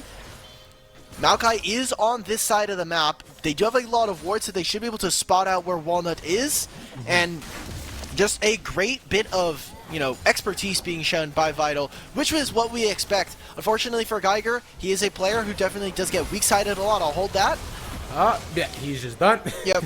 Alright, so remember when we were talking about how we were surprised we weren't seeing much more support roams, but the second that any of these two marksmen or bottom laners show up and there's no support there, you just get dove? Yep. That's why. That's exactly why. And Needham actually had flash in that instance, but saving it, knowing that I'm probably just dead here. Yeah, there's no shot, as you're saying, all SEC, because let's say even if Sedge misses the ultimate, Mixer's still there to just follow up. So, not gonna happen, but you're right about the item. Mark, naturally, Divine Sunder picked up by Vital on the next back here once more. So I do want to see if we can, make more plays for Vital around the other side of the map, because Geiger's not going to give him many more opportunities to solo kill him over and over, hopefully for his sake. So I wonder if he can find a timer to move down to mid, as we saw so early on in the game. Because currently, though, Dunn is matching as Klexo, but not the same amount of dominance that we've seen before. Coming down the rift out here before the dragon. Dunn's ulting here to actually go for this dive. Oh, Psycho, good cleanse. Oh, nice flash as well too. Missed out the ultimate. He's chasing forward, but he is cornered up against K2 that puts on the Maokai ultimate. Nice double knockup by TK. Klexo. Oh, he's just in. He gets the ultimate, but he's in the middle of it all, so he can't do it. All the CCs is pushing him down. He gets one, but can he get more? Okay, wait a minute. Auto, he's pushed back. He can't do it. Beautiful counter strike. They get 3. They re-engage again. But it's a double kill for the Maokai. Can they try to get more here? Fiorda's around. He wants K2. It's up against Geiger. It's on a tower. One more auto. Can he do the healing? No, he gets stopped and CC'd. He can't fight anymore past this. He's way too low. The bomb doesn't hit. And that, by the end, that's a 1-for-1. How does Walnut keep living in these situations? I don't think it was a 1v1, 1-for-1. We saw Psycho and Mixer go down there. Yeah. A lot more kills there going over. So a 3-for-1 in total, as Team Turner just able to find a lot of kills using their, honestly, a lot of great respect to multiple members there. We got to see good usage of knocking Mixture out of the play. We saw Walnut with an excellent Nature's Grasp, and honestly, just a well-timed dive there, waiting for the wave to crash, going straight onto Psycho, who will not have summoners coming up for this next fight. We have dragons spawning here. Don't think we'll see Team Turner look to try to contest this. They are all kind of on parity with items, but they have a majority of this in focus for their dragon, for their bottom lane, and Kaizo will be able to shred this.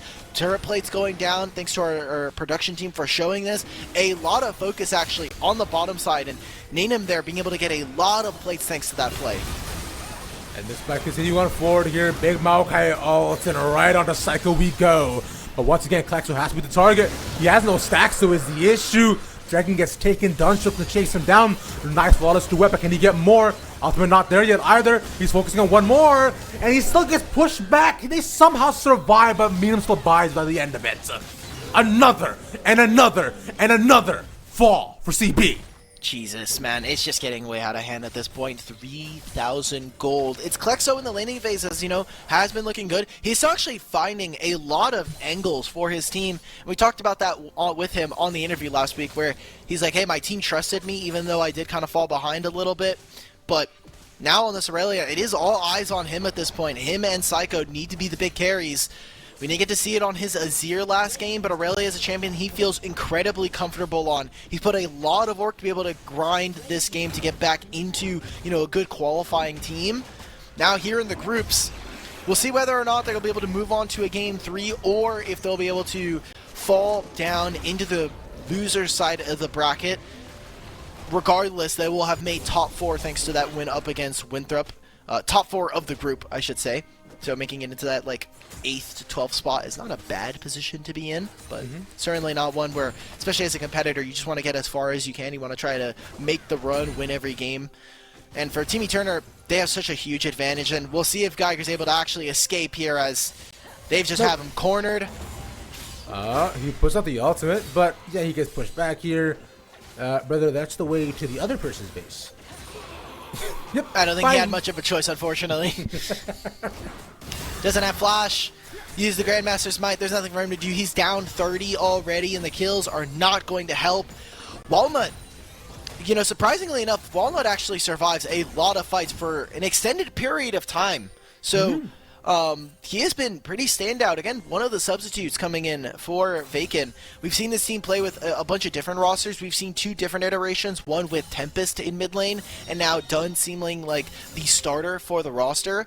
Team Turner, though, now, without Vacant, looking like they're 2 different looks. Yes, Vacant has played some Sejuani, definitely has played some of the more supportive junglers, but we've mostly seen his Kindred step out. It is his most played champion. And here for Team Turner, Walnut just playing, hey, second fiddle, just playing engage, playing setup for his team, and they've played with a pretty clear game plan, which I think is something that a lot of our qualifier teams don't actually have, which is a clear identity as to how they actually want to play. And so far, Team Turner's identity seems to be right in front of us. Get battle ahead, make sure one steps for his team, and Minnow and DK can look to scale up, and that's exactly what's been happening too. Even with Dunn as well being able to match all his matches so far. So Team Turner, clear front runner in the group, and they go into playoffs too. They will naturally give a lot of our top teams a decent amount of trouble. So that should be a fun thing to witness as things go on. Yeah. Going up against Teamless Revenge and Team Ambition would be the prize here for Team Turner. Getting first, also the extra 10 points would really help, but points are going to matter less and less for this team as they did not participate in the first qualifier.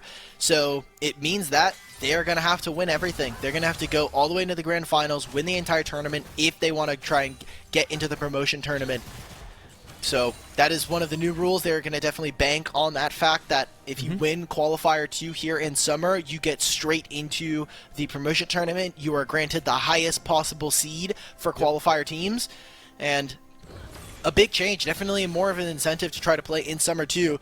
Making this play onto Dunn, still has flash, and something that I talked about in draft is how deceptively tanky the Pantheon can be. I talked about how we did have that front line of the Pantheon, or the Alistar and this Maokai, but when you do have Pantheon, his E is, it blocks every bit of damage from a certain direction, and usually if you are going to play front to back, that is going to be just basically negating a massive amount of the DPS.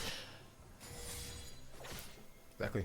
An easy escape, along with all the tools that he does end up having, which is why we've seen him a decent amount pop up in both Qualifier 1 and 2. I think we'll continue though. Dragging up in just about 30 seconds so far. No vision for either side near the bot lane. Just a couple of wards for side CB. The pressure will have to be taken away so that they'll all do their final backs before time comes on up. Right now, just the advantage seems to be so far ahead of Team Turner. For every fight they do want to take TP's up for both top laners. Yeah. We'll see how they set up. It should have been them trying to look for engages before this dragon. They are going to be late to this. As you already see, Team Eternal are in position. Maokai is throwing out the saplings, which means it is very hard to actually walk in. One thing that I think is working maybe in their favor just a little bit, we did have that Infernal Rift spawn in, so there's less bushes. But now, CB, what can you actually get done? Psycho finished his second item. We're trying to find this engage. Right onto Minimum we go. They manage to lock him down. Klexo gets stopped in the middle of his ultimate. Not being able to use anything overall. Stop the middle. One more. Gago gets focused. And it's a fight on two different ends here. Dimitri Minimum manages to get away. It's a double kill for the Pantheon by the end of it. And now DK comes in to save. And Walnut stays alive through all of it. Every single time. And the fight devolves from here because Vital can finally find the rest. He uses the ultimate point blank, man. And Minimum's waiting on the other side. It's an ace. This game is donezo. Yeah, that's a 5-for-1. It'll be the Dragon as well going over to them. Don't think they'll be able to do the Baron quite yet as you see where they are on the map, but this game is toast. Team Eternal, congratulations on getting first place here. We had a lot of expectations for this roster. We didn't know how this was going to look. Both solo laners now teleporting in. They're going to just try and find Ninum. No flash. Has a satchel bomb. Doesn't land the stun, but I just don't think it's going to matter. So a single other kill. So two of them now going over. But we wanted to see if CB were going to get a Dragon Soul win condition. That's not going to happen. Team Eternal, they get their second Dragon of the game, and they're going to run away with this gold lead at this point. Do they try to throw this Baron up? I mean, you kind of just have to go for it. You have Aurelia and Jax, the Kaisa as well. You got to do something, yeah. They're all around here. Ultimates except Grandmaster Might is up. They also the quickness if need be. But TK around, so is Dawn. They see this all happening. Walnut could use his ultimate to stop them all in the middle. Vital around, nice double. And wants to target again to go onto Dawn. He's surviving for so long. And they get taken out one by one. The pushback from Walnut is insane, and the CC is crazy. It's a bounce house, and they're all being treated like children. A double kill, that's the Penta for Vital. Let's see it. That's what we're talking about. Oh my god, and he gets it on his champion. There's a reason we don't give him Yone. There's a reason why we don't give him Fiora. Vital showing up so big here in the qualifiers. There's a lot of doubts behind this guy. They were saying, okay, will Vital be able to show up? Will he be able to actually come up big here in the qualifiers? And hey, you're going against CB. You are the expected winners. They are handling business here. Team Eternal are going to get the Turo Baron buff, and they're going to look to move on as the first head of Group C. He's just so disgustingly good at top lane, man. It's nuts, bro. Well, in all fairness, he has been running the lane. This is the expected outcome for him, and I've had my doubts about, the CB roster. We saw them last week. They looked really, really well, really good, but Geiger is a player that usually is, weak-sided. I think we saw a little bit of that change for this series, but I have not been able to credit a carry performance from him in a little bit. We'll see what this engage looks like as they finally find Ninum. Ninum that should be dead here, puts out a bit of damage, but Pantheon here, this just doesn't matter. Yep, no, they'll just find them all once more. It follows Duet delays the fight, but for 3, 2, 1, and that's done. Game is as well. We are watching Team Eternal put the final touches. Again, it'll be them going up against the winner of Teamless Revenge and Team Ambition. So we'll see them on Sunday go to perform, and congratulations to them. They need every single win if they want to try to qualify for the promotion tournament. Yep. Yes, they do. You already mentioned before, the wins matter a ton because of them not being able to participate in the first qualifier. So everything lies on their shoulders as they break open the base to get one inhibitor. And Geiger is doing what every top laner can do at this point when they're behind. Hopefully get a tower. Alright, well, we don't have anything to talk about, really. The Baron's already been taken. Drag's up in 2 minutes. Geiger is on the flank of Destiny. Yeah. I mean, he's going to try. He's not going to do anything about it. No, this was just pretty bad. So, Dimitri, by the way. What's up? I watched Barbenheimer. Over the weekend. I still haven't been able to, man. Is it good? Look, I mean, both movies are incredible. If you can watch Oppenheimer in IMAX, you should. It is worth the experience. It is made for IMAX. I specifically booked tickets in 70mm as well to watch it because those are sold out because Nolan wanted to be seen in that. Yeah, of course. I mean, yeah. I remember watching the discourse behind IMAX. Like I think IMAX is cool. I think the problem I have with IMAX is that it should be a specialized product, but it is also one that is we'll hold this for this fight. I want to see what they do. Yeah. I mean, Cyclo's doing a lot. He managed to get towards the backside once again, but surviving for a decent amount inside the Aurelia ultimate. Can you do more? You cannot. Ionia's calling, Aurelia. They're telling me you gotta go home. That should just be it. Another double, and you get stopped in the middle. Yeah, and they've still got the Baron buff, man. It's only gonna be up for a few more seconds here. Yeah, maybe this is the actual Oppenheimer film. We're just seeing nukes get dropped back to back to back to back from Team Turner. They've got Ziggs both games. It just doesn't matter, man. They put a lot of focus from CB to try to get this win onto the bottom side. 30-9 is the finishing scoreline. We saw this last week versus Timmy Turner. They tried to like BM and try to find some more kills in the pit. Huh! Okay, all right. Okay, all right, bro. Oh, okay. All right. Well, anyways, that is wild to be able to witness, but an incredible feat nonetheless. I do want to give a big shout out to, of course, for CB, like the hard sock. Congrats to y'all. Your run doesn't exactly end just yet, but Timmy Turner, like you're saying, incredible performance, the expected winners, as we, do look at even our predictions too, right? We were all guessing it to happen. So yeah, of course. Finally, as a cohesive unit, we got one right. I'm happy about that. Yeah, we've actually I want to take a look at the predictions. I think we've only gotten like one of them, like full sale, like all of us getting it correct. Yeah. I think we all bet on Mirage Alliance versus Middlesix, so that was one that we were all aligned on. Yeah, we all did bet on the CCG one, which if you watch the Get Recharged, then you know what happened there. We also bet on Winthrop last week. That did not go well. Nope. Yeah, I think we were. This is the third time that we're, or the second time that we actually have all been correct. I'm really happy about that. It means that we're at least a little bit aligned. Oh no! Wait. Oh no, we were all right. I was looking at the other roster. Okay, I was looking at the other team. We are going to kick it to a small break as we get an interview ready, hopefully with one of the winning members of Team Turner. Don't go anywhere as we get that ready, and afterwards we're going to have Winthrop versus Aporia. Yeah.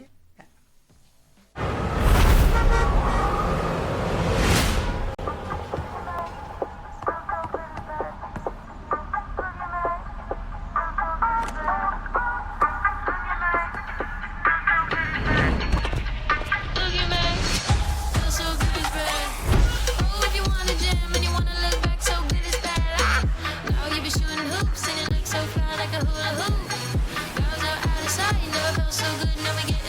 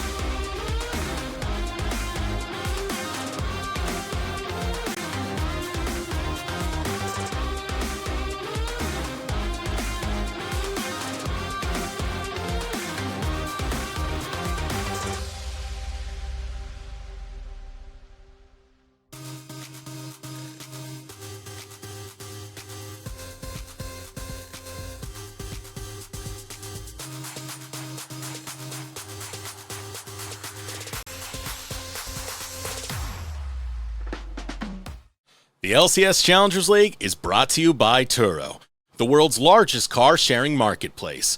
Find your drive.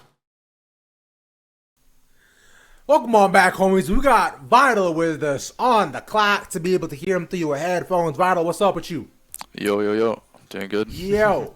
Okay, let's go start it off, man. You told me that you are an anime fan, as am I. So let's just hop right into it. What I want to hear from you is give me your 3 animes that people should be watching right now, or they should watch, or else they should be in jail. Recently, okay, Blue Lock for sure. Okay. Blue Lock is based. Agreed. Hell's Paradise. Oh, incredible. Yeah. And, I mean, it's like, my name on the live game is Heavenly Delusion. If you know that anime. Ooh. Ah. Yeah. It's pretty good. Like, it's not, like, insane, but it's pretty good. I liked it. Okay. I do like that. And just one quick one as well for you two. From Blue Lock, because I do love that anime. Who do you see yourself as? My favorite character is Baru. Okay. All right. Fair enough. Okay, so you have big striker energy, you have big carry energy. And I found we saw that in this game, Dimitri. Yeah, we did. We got to see you get a pentakill. The fact that you got Yone and Fiora was a bit illegal. Can you talk us through, like, were you expecting to see either of those champions today? I mean, I was expecting to pick Yon, and I don't think, like, they respect it because I haven't played it recently at all. Okay. And Fiora, I don't know. I guess they're just bored. So they're betting Olaf instead of it. They needed the Olaf ban to make sure that you could just get, like, literally Fiora. Okay, man, that's just pretty illegal. Was there any kind of change going into this week? I know that you guys, I know we talked to you last week. You were pretty confident that you guys were gonna go pretty far in this tournament. Moving forward, you guys are first now in the group. Has anything changed really? Are you guys still like you're like nothing? We don't need to change anything. We're still pretty confident in our ability. You guys are gonna be going up against Teamless Revenge or Team Ambition on Sunday next week. Yeah, no change. We've just been chilling. All right, good. Hey, man. Chilling and winning is always a good strategy. Always a good combo. Big fan of that. And I'll go and ask you one final question on me. To everybody watching out there, right?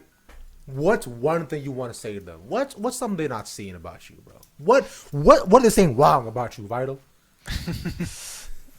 I mean, people out there probably don't think that I'm the best top in this tournament, so that's when I prove that wrong. Yeah. By running everyone.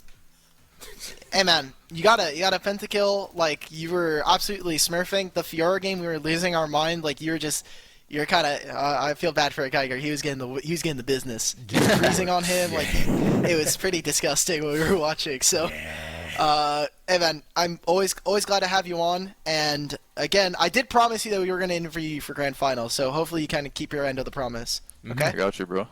We'll be Alrighty. there. Bet. Good to hear. Appreciate it, homie.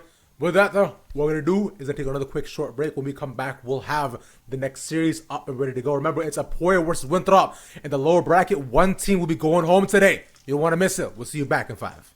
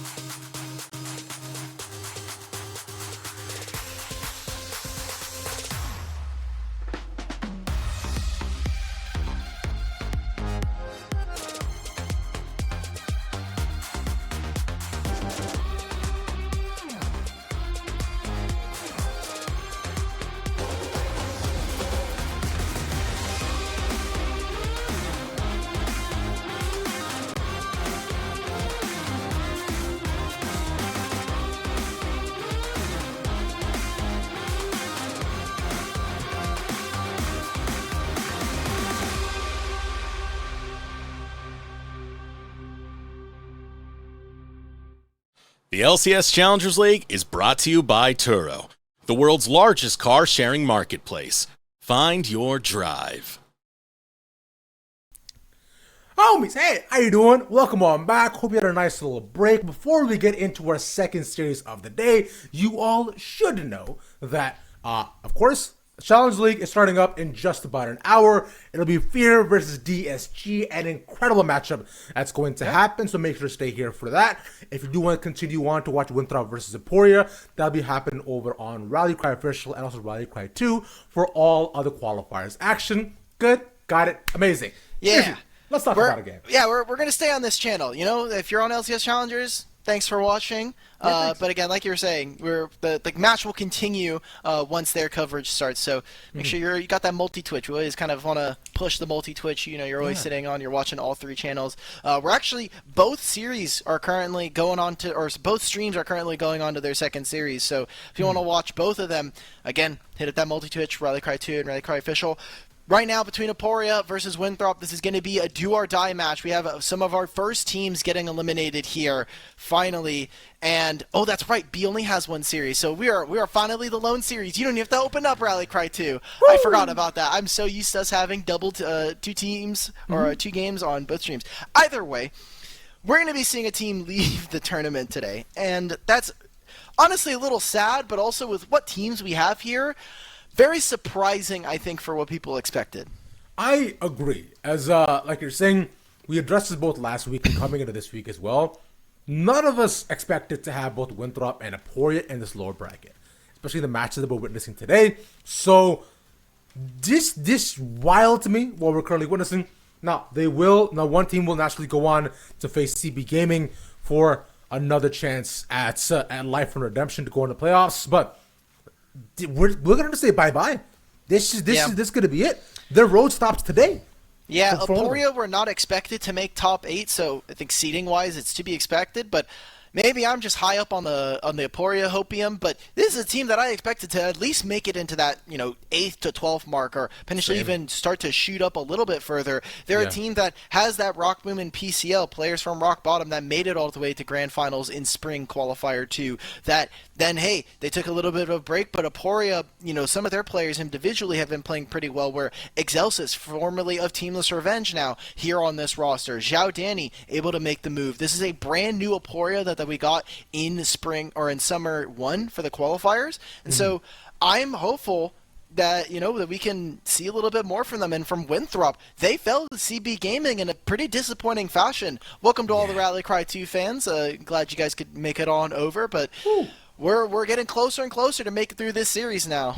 Yep, exactly that. And this series will be a testament to see how both of these teams have performed and also gotten better over the past week after their performances so far. So let's talk about those teams, shall we? First up, we got Emporia. Well, like you're mentioning, with a roster like this, we expected more, and I think we're right in that. For sure. Again, PCL and Rock Boom, these are two players that they kind of come out of the woodworks. Rock Boom of St. Clair and making a lot of deep runs, but unfortunately weren't able to really get that done over in CLOL. And for PCL, long-standing veteran here, kind of playing with some newer pieces here in Excelsis, but Xiao Danny and Clyde, they've been around for a while as well, and I'm excited to see what we get from them, because last week's series, I think for both teams, was incredibly disappointing. They will tell you this. I know that I was talking to some of the Emporia guys afterwards. They were not happy with their performance, and I think rightfully so. It was pretty abysmal up against Team Turner, and I want to see them kind of reinvent themselves here, kind of get back onto that rolling rock, make it all the way back up through the lower bracket. And if we look at our next roster for Winthrop, I'm sure that our grand finalists of the last qualifier will probably say the same. Yeah, surely, right? Surely they'd make the deepest lower bracket run, especially with with a team like Denethor, Trickster, Sword, Mobility, and Chookies too. Chookies and Mobility both have been having really solid splits so far. They look completely in sync. Chookie has some has had some incredible games and setups with the rest of his team, and by the rest of them as well too. They are set up to support one another. Last week, they unfortunately not proved that. So I'm hoping this week does, Dimitri. Yeah, Sword in particular in mid lane. I know that they've been playing with a few different mid laners. It has been majority Sword, but we have seen, bits and pieces of conveying. Unfortunately, Sword kind of got ran last week by Klexo and Colthrow. They got the business, and Denethor, while put on some carries and definitely had some standout performances, we're going to need to see this entire team really step it up because there are no second chances anymore. They thought they were going to be able to breeze through this and went 4-1 in the groups in the Swiss stage, and now they're looking at potentially getting knocked out here.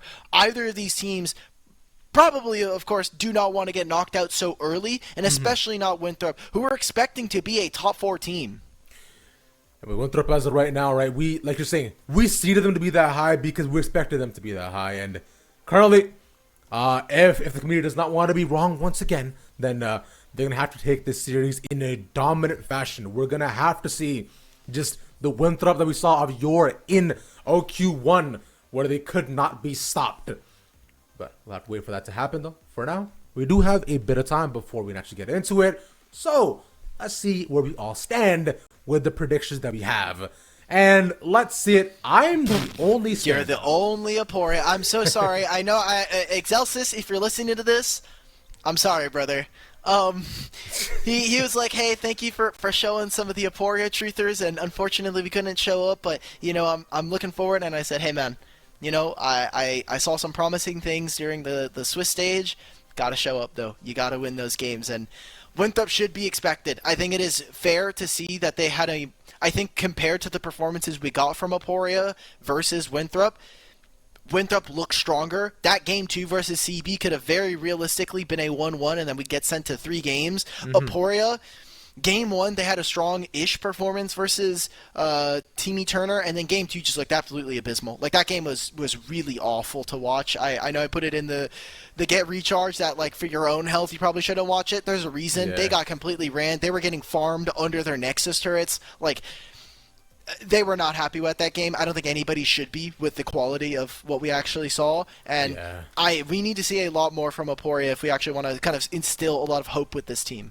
Underperforming was the name of the game last week, and that needs to not happen today for both of these sides if they want to keep the dream alive of going towards a promotion tournament and possibly moving on to Challengers League as well, right? This is, and of course, you know, prize money, all that stuff. It's nice, it's great, but what matters is getting NACL. This is the dream, and hopefully being noticed by some more scouts, and LCS naturally is where all these young players want to get towards. We're going to talk about that and more once we get a draft, though. We do have about a minute or so until we get there, Dimitri. So we'll just take a time a little bit and try to see if we can set more expectations, right? Because both these we have our draft predictions, brother. Do we want to do draft? We can do. I don't care. I don't care about doing it. I think it's pretty fun. I don't care. There's a bit of braces, but you know what? Fine. Okay, sure.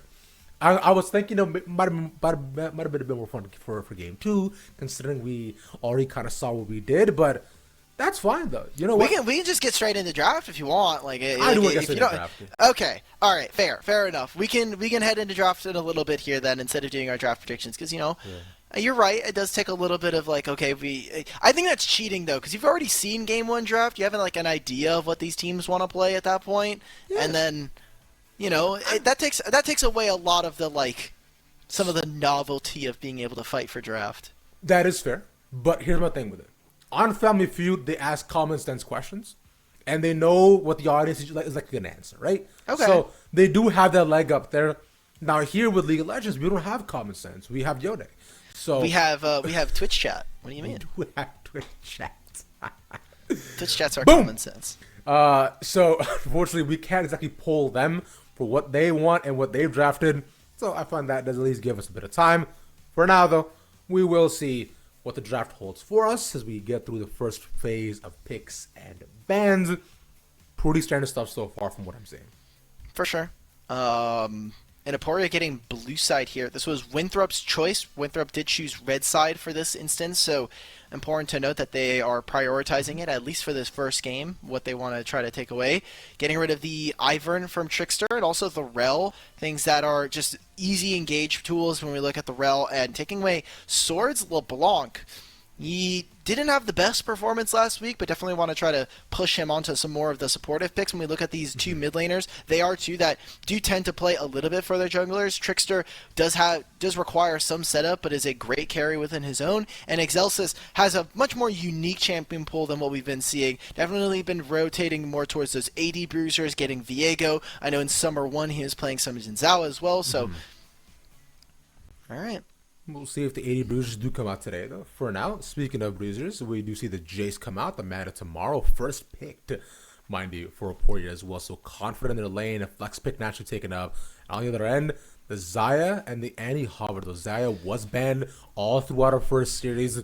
She has been kind of running bot lane a little bit. Yeah. With all the setup, and Xayah Khan, especially having such a powerful combo, would not be surprised if we saw that for both Chookies and Mobility. And he will be the pick and immediate next two for Maokai and Rumble locked in. Ooh, interesting. So getting rid of the Renekton here. Wonder what their plan was. They know that PCL does tend to be pretty dominant in the lane, and you have to know that maybe that Rumble is coming through. So Denethor, what is your answer? If not, they could just try to lock in support here and try to go for that. Getting a power pick in the jungle, though. Getting Kindred, champion that has fallen a bit in priority, but I still think is very, very strong right now. And I will say, for the side of Winthrop, they're a team that does not deal with poke very well. And already, we're seeing Jace, Maokai, Rumble. They can play basically an entire screen away from you at that point. The saplings, the accelerated shock blast, and the ultimate coming out from Rumble are going to be very, very dangerous. I'd like to see some hard engage coming out from Winthrop. I think Rakan is obviously going to be the focus here from Aporia. They should be looking to try to get this away from them. The bottom lane is going to be incredibly safe here. And now for Winthrop, they need to be looking at what can Rock Boom play that is going to be not very fun for us to be able to go for. You know, the 80 carries that are going to deal a lot and try to make us uncomfortable. I'm surprised to not see a Ziggs quite banned out. It would mean that Aporia are very AP heavy, but it would mean that, again, you can zone out a Kindred, a Xayah before they can get into a fight. That's what I was expecting as well, too, right? Because considering with no Ziggs picked up on either side just yet, that would have been my go-to for potential options that we can see on the side of Winthrop or even on the side of Aporia so far.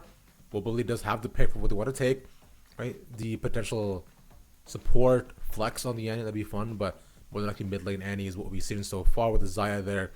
And with the Khan banned away as well, that does give away the easiest option. And they'll choose a safe pick on the top side for Denethor on the Cassante. We've seen him run matches on this before. And I think it would just be so based if we see Gwen here from Aporia just to show up. Why? They have a Rumble, though. That would ruin the Rumble draft. Where's Maokai going? You would put Maokai support? That's garbage. That's garbage. We are not putting that champion there. I'm so sorry, Ravish. The Rumble matchup versus Cassante is good up until Cassante lands Q3, but again, that is just how every Cassante matchup goes. If you can land Q3, it is a winning matchup all of a sudden. So we'll see what they go for as the last pick, giving over counter pick to Chookies from the side of Winthrop, wanting to see what they absolutely need. I like that they got rid of the Ezreal and the Varus. Those are two AD options that would deal with being able to kind of go for range. They need a lot of frontline here. Nautilus already gone. You have a Cassante. I don't think there's going to be a lot for you to actually choose. You do need some long range engage. I think a Leona is probably as good as that's going to get. I think maybe you could try to take a hook champion. Blitzcrank would be fine, but you have to worry about playing into Alistar in the early laning phase. So different options here. I would not like Emilio. I don't think it pairs up with what their team wants to do, and it makes their team a very, very squishy. So you have to be winning the entire time, or else you're just going to fall behind. Yeah, and there you are. Like you're saying, Leona makes a lot of sense to you. Just to be able to provide more support. And of course, just easy CC for the rest of the team. Sad stand so far, we finally do have the entire champions list locked in. I'm liking what Porter's bringing on so far. You already mentioned it too. But that long range poke and engage can deal with a lot of what Winthrop wants to do. And of course, Leona's will only go so far. And Jace can shock plays from half a screen away. So you might be able to lock that down. Team fights will be my main focus as we get down to more the neutrals as we get into the game. they have a lot of range, and thankfully for Aporia, Maokai and Alistar are going to have to do a lot of great work of keeping Winthrop out of fights, making sure that if their tanks are going to go in, that the damage can't follow through. Flash on Sword is going to be so important, as his Flash Tibbers is going to basically make or break a team fight for Winthrop. And as the game goes on, Kindred can get very strong. You can have 2 different marksmen. It does mean that your ability to take different kinds of objectives are going to be very strong, but I think I'm a little worried here for Winthrop with this draft. I might be as well. But one thing I'm not worried about, Dimitri, is being able to use Turo. The NACL qualifiers are brought to you by Turo, the world's largest car sharing marketplace. Talk to where him. You can book any car you want for just about any occasion. For get more rents of cars at Turo.com. All right. Cool. You just Got through it? Yep. Appreciate it. All right, but let's we'll look at the game just a little bit to see where you might end up starting off to. No early shenanigans, just a easy 5-point start from both sides, man. It's all good, easy enough. Alright, Sword walking in, getting some early vision. They'll spot this out. Wonder who got the 5 gold there. That's my favorite gameplay. Literally, I'll see a ward on the map and just start pinging to try to get the 5 gold. I don't even care. Like, I'm just watching my mini map and I just see like a ward pop up. I'm like, gold in back pocket. Thank you for that. Using a lot of wards here already on the bottom side here to try to just see if there's going to be any entrances. They have to be careful. The level 1 is a lot better for this team. Yeah, Rock Boom takes so much damage, has the flash and cleanse as well. So starting off as an Aphelios, losing both your summoners is extremely unbased. It's pretty bad. And also the cleanse there not getting, the ignite not getting cleansed at the right time. Rockboom in a very dangerous position, as not going to hit level 2 quite yet, but this next wave will mean that Rockboom are in a very, very tough spot where, hey, Alistar can try to go for a counter engage, but you're really just trying to stop the bleeding at this point. Excelsis is on this side of the map, and actually is ending his clear on this side. He is probably just going to go onto the opposite side, but if he really needs to protect for this bottom lane, he is here and in position, and they could look to try to trade summoner spells for mobility. Yeah, because especially with them both being level 2 Leona is one of the most dangerous supports in the game, whether what she's able to do and just absolutely ruin ADC's day. So far, though, they're playing far back enough that it doesn't become an actual issue. So they're fine for now. Luckily, should be able to trade and bounce wave back towards the other side as things go on.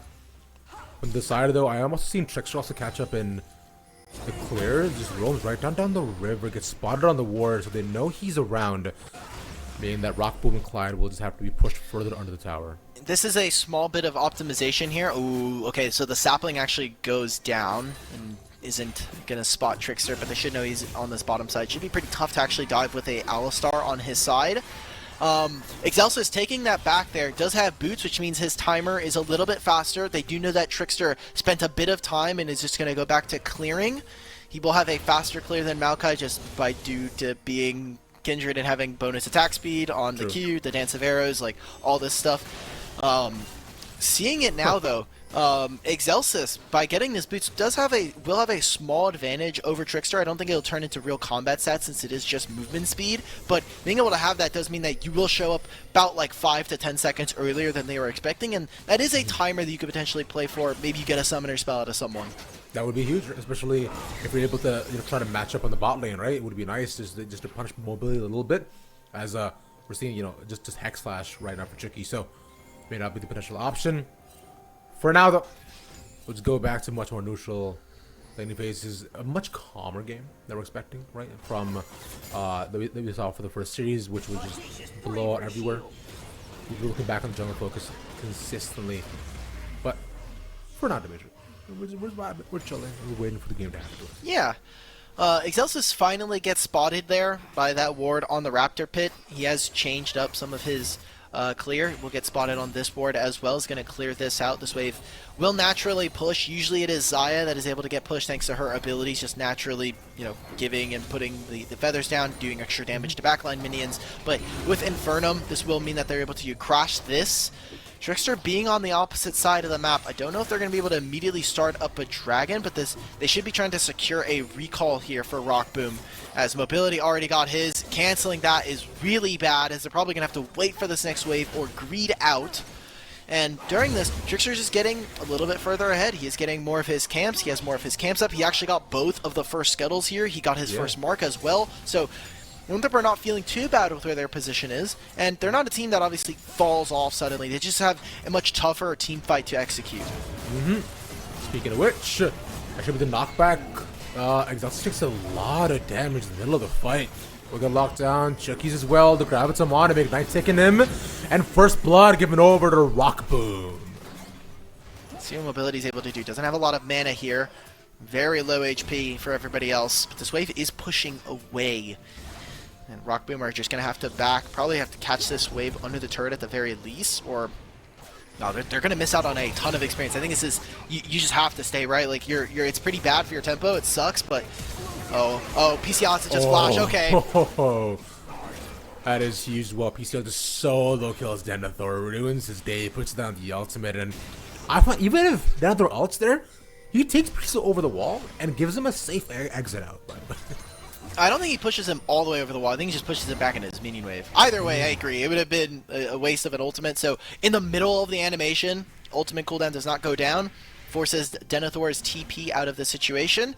Does allow for a bit of a moment where Trickster can actually move into enemy jungle here. Chucky's has actually been moving towards the top side, helped out in the mid lane. We saw very typical trading pattern for most Annies is walk in and just drop Tibbers, trade, force them on a bad back timer. Jack Annie's looking to try to jump over this wall. You see that Trickster, Denethor as well is also moving in this situation. So that's another mark here for Trickster. He's now at 3.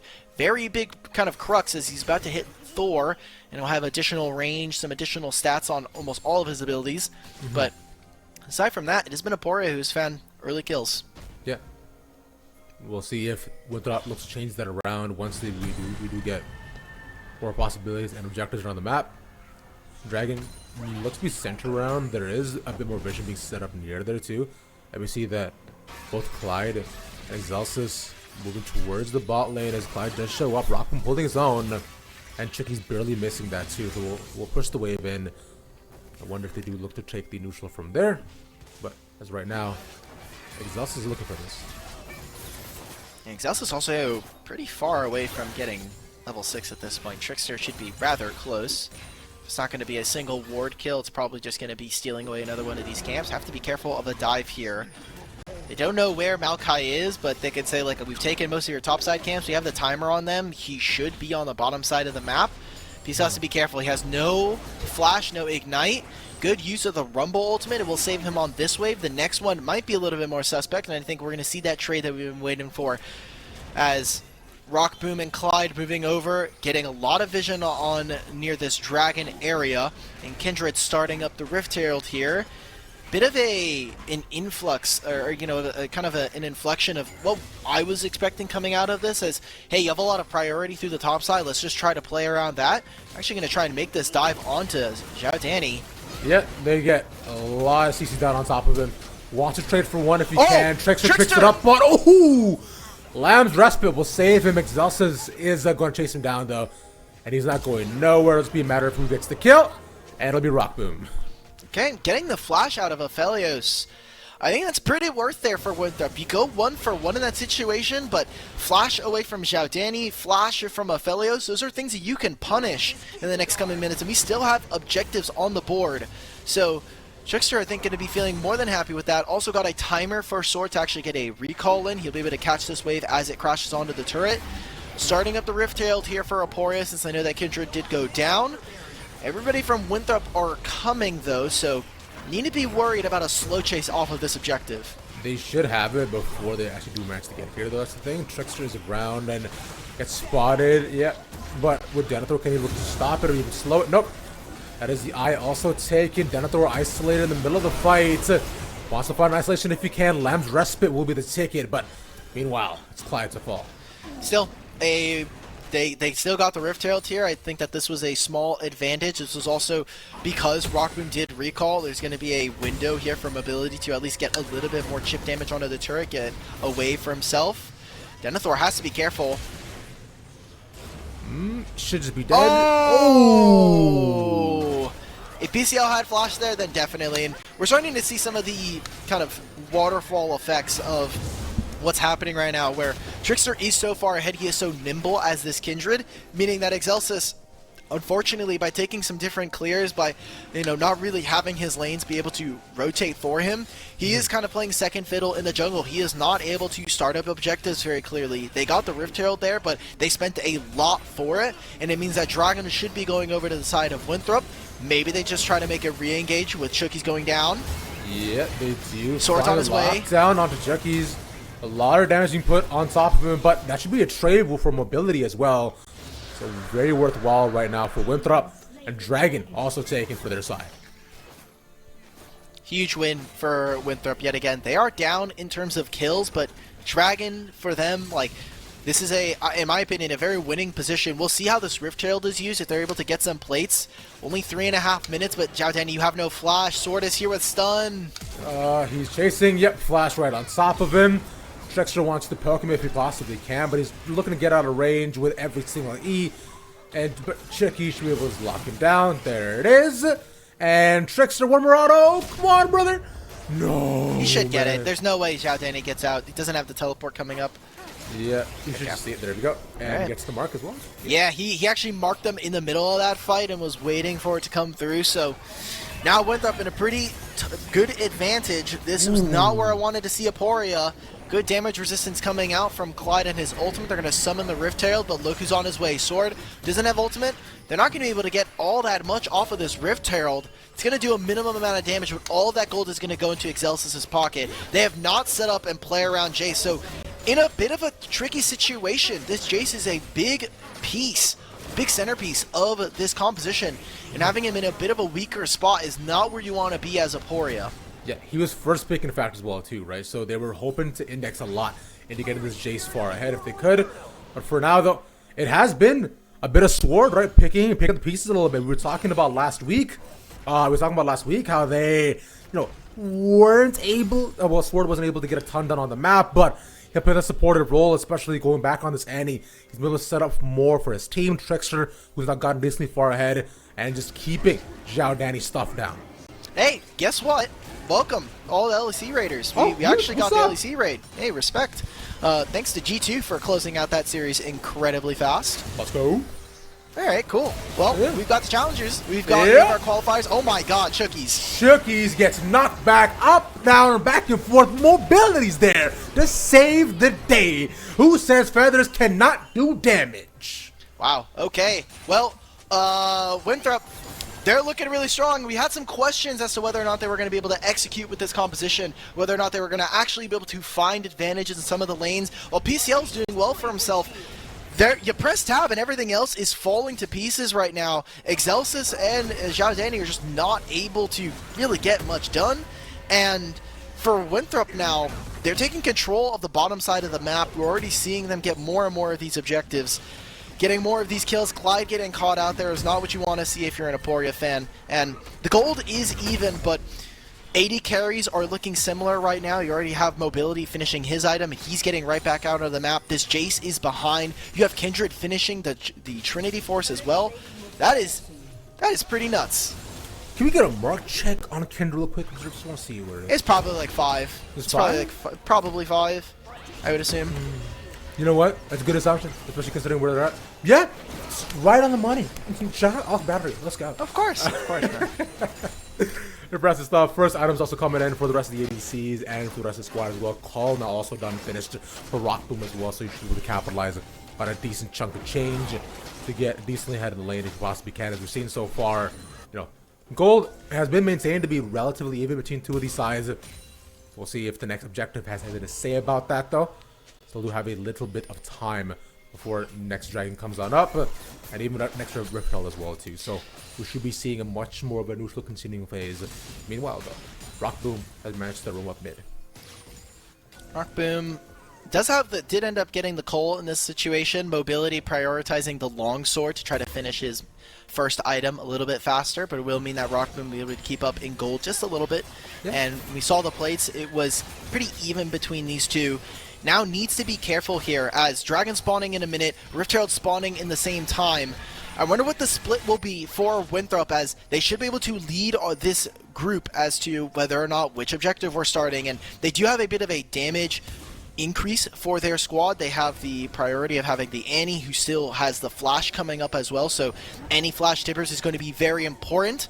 But thing to note here is, okay, Zhao Danny just TP'd away from this fight. I guess we're just not going for it. Celsius is just stopped in the middle, has to flash. He's fast enough to get away. But Trickster is chasing him. One. Come on, let's see two. Okay. Oh, he stops. Yeah, he stops. They're just going to prioritize this Dragon.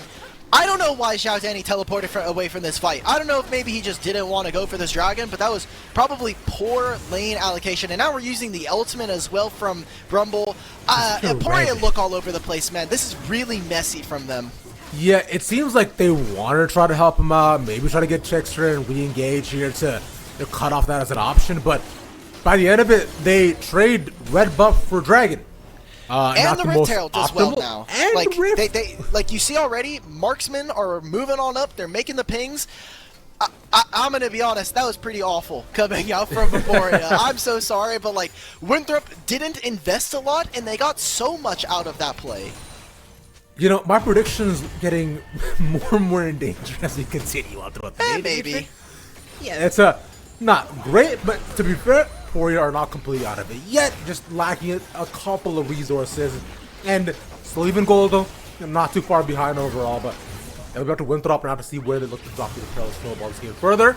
Sword, oh, it just plays that so well. Gets it.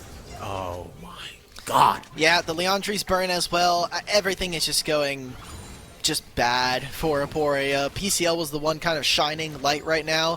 Rock Boom is still going to be relevant, but this is a composition where, as an Aphelios, you're going to have such a tough time being able to operate. There's a Cassante that can dive you. There's going to be Annie every single time, and mobility is no slouch in the marksman position. We saw this guy play for Evil Genius's challengers in the last spring split, kind of filling in for King while waiting for his visa, and he did perform admirably. I think he grew a lot from that situation, and that he has been a large contributor to Winthrop and their ability to actually dominate here in the qualifiers. Yep, exactly that. We've seen a lot out of him so far, and with this series too, he is helping keep the hopes alive of Winthrop moving on in the bracket. Remember, this is losers, so whoever loses this series, we will not be seeing them again.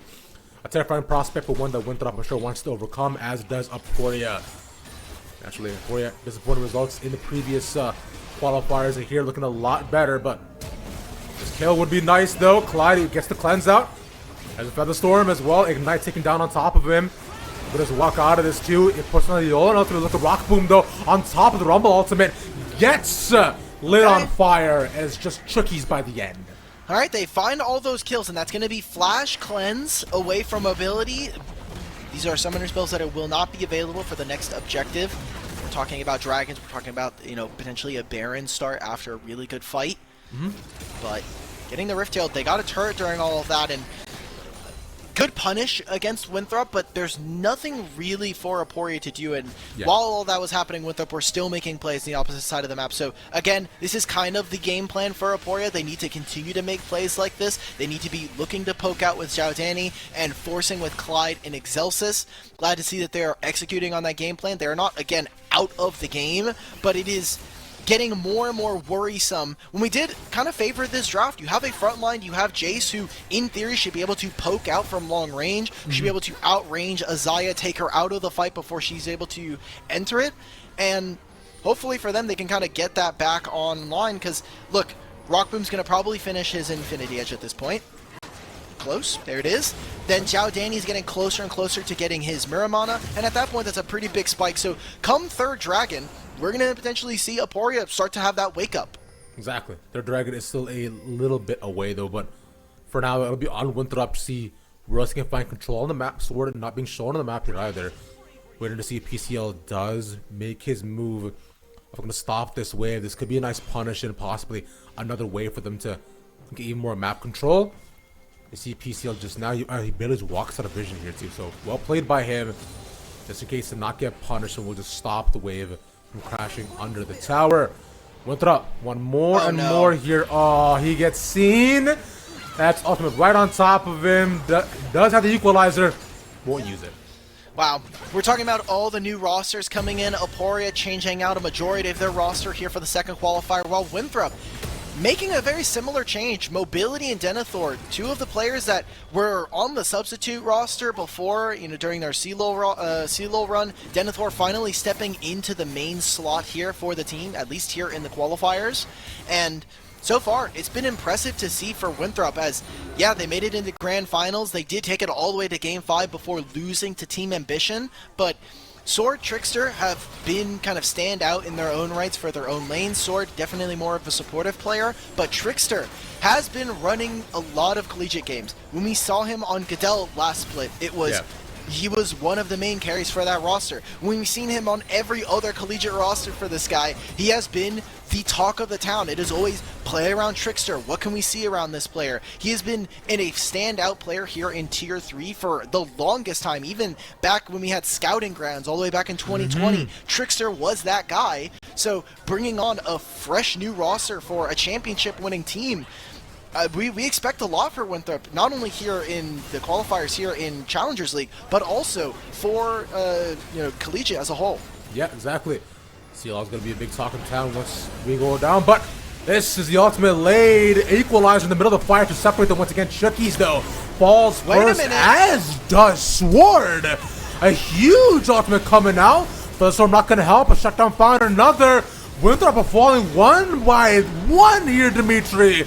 And they just take it all. It's an ace for Aporia. What happened? Sword got caught out immediately there, and Chucky's going a little bit too far. If they're able to wait for mobility to finally have his Navori, I think that is a much different fight. But that was Aporia fighting on their timers, fighting on Rockboom being so far ahead. Rockboom, one of the two members in PCL to come back from that rock bottom roster, make it all the way to the grand finals. They lost up against Maryville, and they're one of the reasons we have that Cinderella run rule where if you win the second qualifier in summer, you will go in as the top seed going into the promotion tournament for the LCS Challengers League. So Aporia now, great fight to bring back a lot of wind into their sails. We were talking about how this was looking a little bit dominant from the side of Winthrop. Not going to be the case so far. Third Dragon here and now unavailable. Summoner spells are going to be missing from them, but this should be also Aporia's to take. Aporia right now in a very dominant position. We were talking about Winthrop being able to take this Baron as well, but wanting to get denied this, that, and the next Dragon as well will be taken away from their side. So no soul point potential. Now with Baron buff, though, what can they do? Not a single tower has been taken just yet on the side of Aporia. So structure need to be broken. That's the first. Let's see more demolition going on. This needs to turn into a tower defense game real quick. Got a lot of, the mid turret did go down. Probably going to be looking at that bottom tier 2 or tier 1 as the next target. But Aporia starting to really start to come online. They're hitting second items. Shadani's going to have that Muramana coming up soon. The Soreldas as well is going to be very, very dangerous. And we're starting to see them actually execute on that composition. It was that early game that was incredibly suspect. But now they're starting to do it, and Clyde's here. Rockboom not quite in the area. Double knockup as well. Sword poking away from the other side. He does get laid off, but only by the equalizer by the end. Wow. Denethor finds one. What a push! And that'll at least isolate another 2 taken in quick succession by Winthrop, and they might get more. Yeah, I don't know about that play, guys. I'm glad that we just caster cursed at them immediately. Like, Excelsis, you're just going way too far. You were playing tank Maokai in this situation. Clyde is there to follow up, but Rockboom is not in a position to follow. PCL didn't quite get there before Denethor could, and it turns into a really good trade there as Winthrop, they do lose their bottom tier 1, but it is 2 lives being lost on the side of Aporia, and that is gold being given over. It is a Navori now finished here for mobility. And Trickster is getting further and further ahead as this Kindred. Need to be worried about this player as he is definitely still in a position to be able to carry this game. Talked a lot about Trickster naturally already, and the plays like that as well, Sword having such gorgeous positioning to make sure that the rest of his team stays alive. More of that for Winthrop as well. At least one more tower is taken in natural succession, so Aporia not completely out of it yet. But those mistakes, though, if not having some of the Baron buff and having Injectors alive, will cost Aporia the game. And it's getting closer and closer to Winthrop being just at an insurmountable lead against them though. But still some time until that goes on. And it was some of those plays coming out from the new jungler here for Aporia. Excelsis, a player who has been playing in some of the Californian collegiate teams, but hasn't really been able to find success. We've seen him play in a couple of the rosters here in the qualifiers, but it's been here on Aporia and Teamless Revenge. I think just it's been a hot summer for this guy.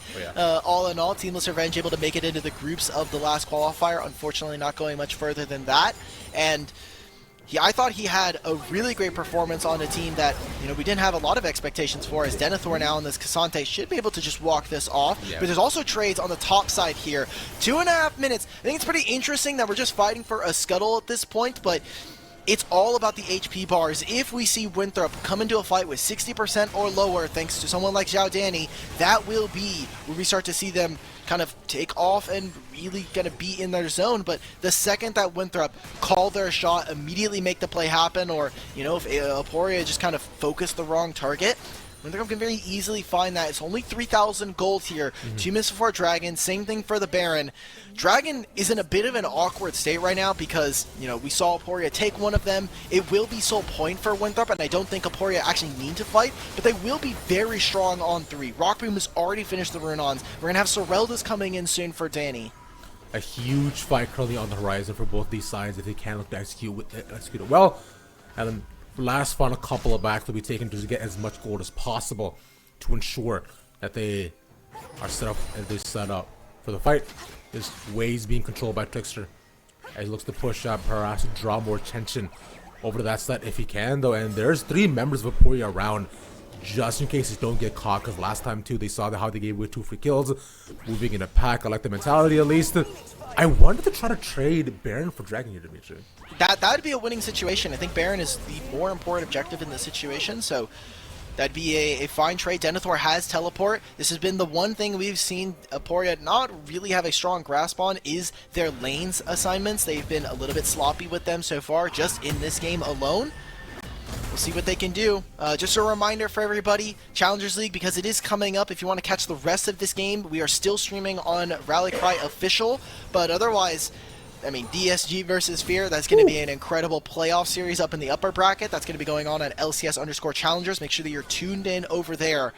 As now, we're getting into the setup phase where Excelsis clearing out top side. He does have the Maokai to be able to face check brushes. We're seeing Winthrop move as 5.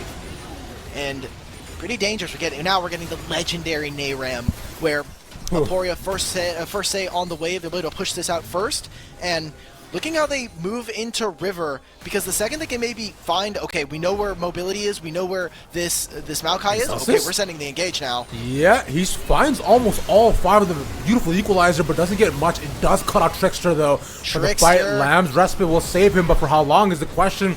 Barely enough to get out of the fight. That should be the Baron now. You see this, they're moving into the top side. Trickster, is he going to try to use some of that jungle privilege to get some more HP? He's chickling up. Okay, so he'll start up on these Raptors and get more and more HP. They need to be careful. They cannot send every single member. The ward here for Winthrop doing so much work, and they're going to find Clyde. Has to use the ultimate here. Baron's going to get started up, and it should get melted. Dragon should go down in a couple seconds. What's another? All moving in. There it is. PCL is around. There's no equalizer up just yet. And like you're saying, Baron is going down quite quickly. PCL needs to stop it. They just take the Baron for free. Let's throw up Baron buff. Now he goes over. Clyde finds it. A double knock, but PCL gets loaded into the team. Mowed down for another. And now the rest of the Blazes of Grass before come on in. But that's the rest of the fall as well. Mobility is untouched. That should be it. There's another rock boom is taken away, but he can't get in the fight. He gets stunned in the middle. Sword finds it. A triple kill for mobility. That should be the quadra here. There it is. Oh god, okay, so they get the Baron and they win a team fight. Unfortunately for Rockboom, he flashes into that, maybe expecting there to be not an Annie in that brush, but had already used the cleanse, so massive team fight win there for Winthrop University now. They lost the Dragon, but getting the Baron in their back pocket, and you see right in that gold, it is a twin AD carries here as Mobility and Rockboom standouts for their team and are standing up in this match up against each other. Winthrop take the gold lead, and we'll see what they're able to do with this, as they should be able to continue to push down. This mid-tier one is the next one to fall, and you're seeing how they're playing around the bottom side as well. Getting close to level 16 as well, so Sword will have an additional bit of lethality as this Annie. This is what we wanted to see out of Winthrop. After a disappointing previous week, we were expecting them to be on form here, show up, and after a slower early game, carefully calculated, now here to winning fight after fight. This is the dominance that we expected so far, and for Aporia, it has been tough goings. But here, they're not completely out of the game just yet. Gold is still even. Tower looks to fall. Chucky's the first target as he's isolated to get down two. Onto Mobility they go. They both get decimated. Mobility-based surviving because the Lance Respite with just 1 HP. There is no shot. He'll get healed back up. They're winning this. Wait, Denethor is solo killing. They find another, but bear in mind, the feathers are still there. There's no shot. He's finding one after the other. And then poking them down. Oh my god. Okay, Rockboom had so many chakrams there on the crescendo. Oh my god, man. Cassante is just so OP, man.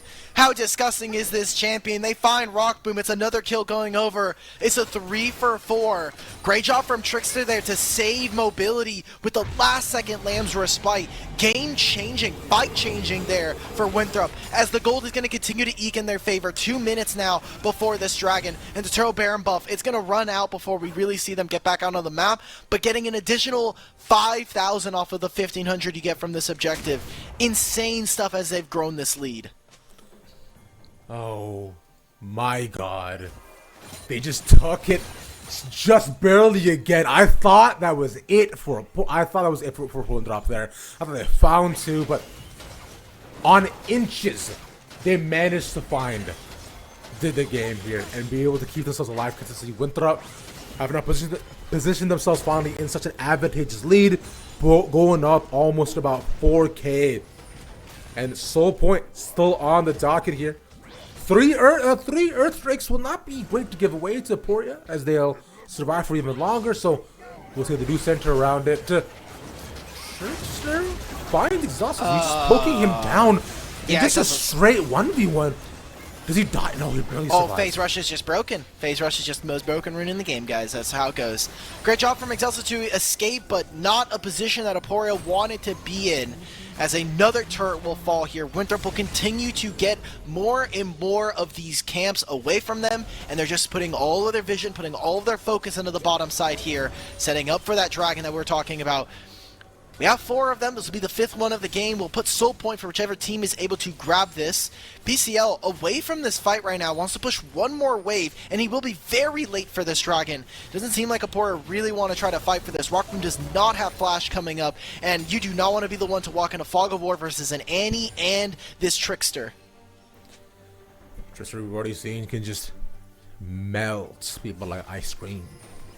But currently still there, all staying away. Waves being set up for the next 30 seconds or so, and once again, we see Aporia on the back end. What will they naturally find is Denethor continues to put down more and more pressure. The base opening up could be disastrous for them. Oh, they find the stun. Rockboom out with a cleanse, but there's just so much CC on top of him. He dies, and the rest come in. Clyde tries to save him, but with no avail. They'll take this inhibitor for free. Okay. All right. Well, let's see it. Winthrop putting the final touches on this game right now. Aporia, what do you have in store? Your AD carry has fallen. He made it to 4 items, but it doesn't seem like it's quite enough. 6,000 now the gold lead here for Winthrop.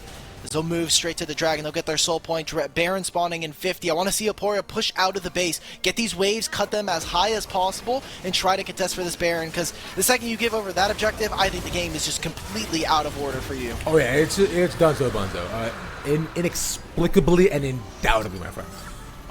And they'll leave them now on the back end. Dimitri, realistically, let's say Aporia finds the next fight. Do they actually find the way back of the game?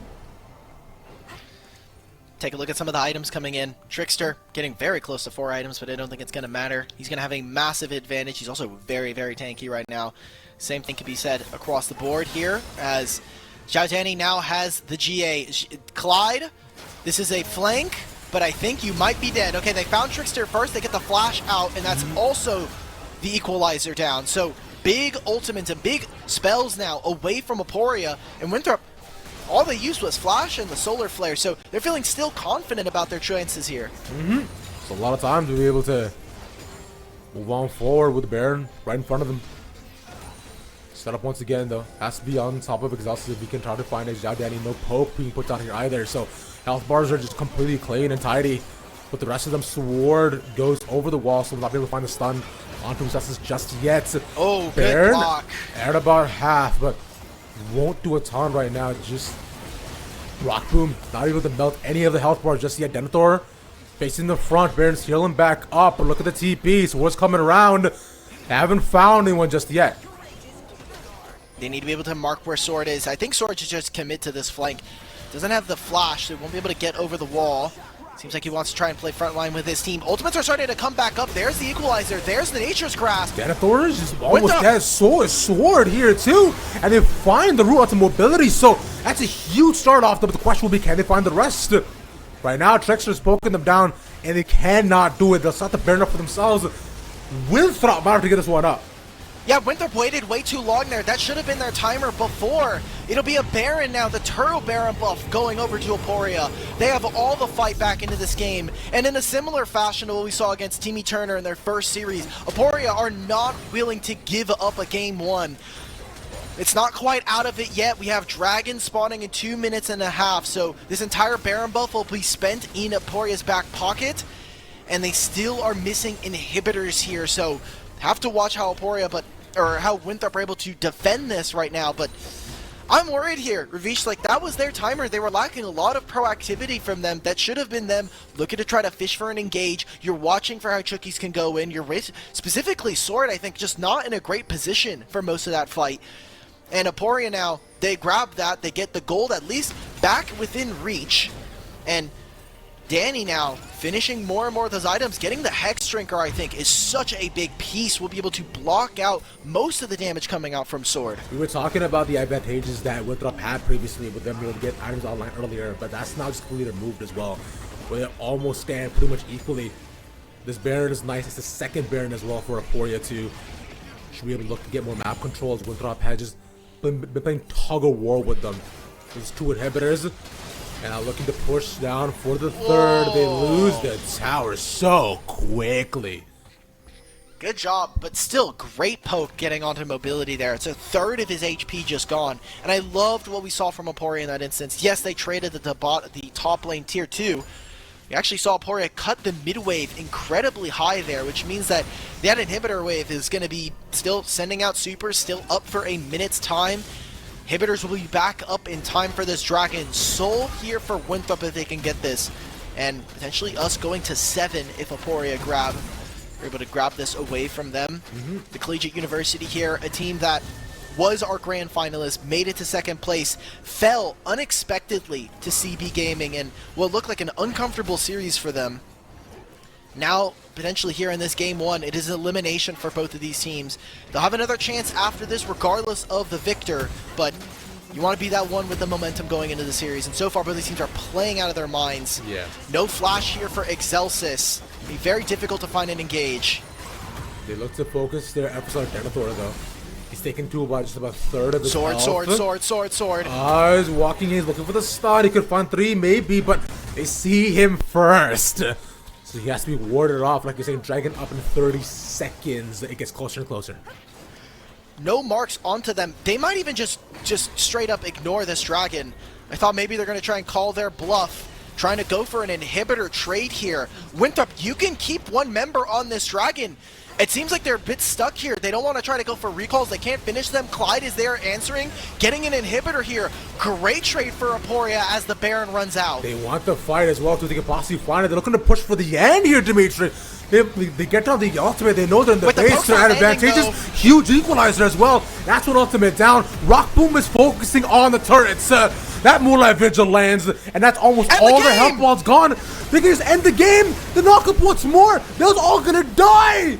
Oh, boy, after being down almost the entire Wait a early minute, game. they can't end, Maybe, they can't maybe, no. One Marauder, and it doesn't happen. They defend the base. Mobility does it. They tried so hard to go for that. Zhao Danny tried to be a small tank for his team in that situation by using his GA, but that right there might be the end of it. They are going to barrel down mid. Denethor can put down TP wards so that Sword can recall. They have a mid wave coming in as well. Not enough time. The only person next up is Clyde, and that's 15 seconds. I don't know if they're going to quite have it in this time. I mean, everybody from Winthrop is here. That was a Hail Mary play from Aporia, and I liked some of the angles, but I think that's going to be it. I think Winthrop are going to be taking game 1 here. Oh my god, I thought they genuinely had it. There was a couple more autos left, but Mobility was still alive. He melted everybody once again and potentially saved the day 10 once seconds, more that's for it. Winthrop. They have 4 of them here. They need to just focus on the inhibitor. There's not enough CC. Rock Boom isn't alive. Winthrop, take it on a knife's edge. Yeah, like after the Nexus turrets, I thought that was a bit much, and you just have to call your losses at that point. That was a good push. I liked how aggressively we saw Aporia go for it, but hey, everybody went for the call, and turned out the call was bad. So we'll see if Aporia can kind of bounce back going into game 2, and Winthrop now 1 game away from continuing the run in the lower bracket. See you soon. We'll be back after the short break.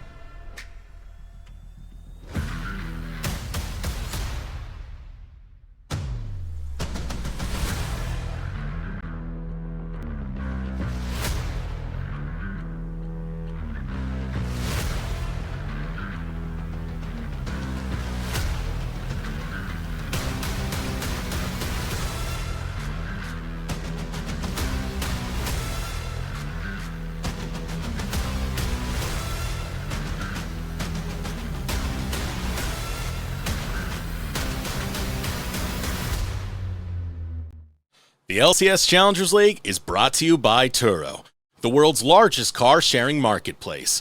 Find your drive. Hey, homies, welcome on back. What's up? Hope you had a nice little break. I know I did. I gotta devour my sandwich. So, Dimitri, I know you're still hungry. Don't worry. We'll get you fed soon. Yeah, unfortunately, okay, my fan is on. It is very hot in here. I know we can't hear it in Discord, but I got told that we could hear it in the call. So, okay. All right, as long as it's not bothering anybody, we can keep it on, because I'm kind of dying right now. It's very hot in here. Well, hey, man. I live in the PNW. We do not have centralized AC, unfortunately. Well, hey, man. Who told you to wear a jacket and pants and everything, too? This is thin as hell, brother, man. Look. Just take it off, bro. What do you mean? No. What do you mean? I mean, you're the one that's hot. I don't know what you're proving to me. It looks nice. It looks nice. It's breathable. It's naturally warm in my room. It's not just because I'm wearing a jacket. It's because you're It's not even very... If this was a thick one, it'd be kind of chill. I'd be like, okay, you guys are right. But I'm catch that at all. You didn't. Okay. I didn't hear it. It's fine. I was gonna say because you said how it is naturally warm in your room, and I was like, it's because you're there. Thank you, man. I appreciate it.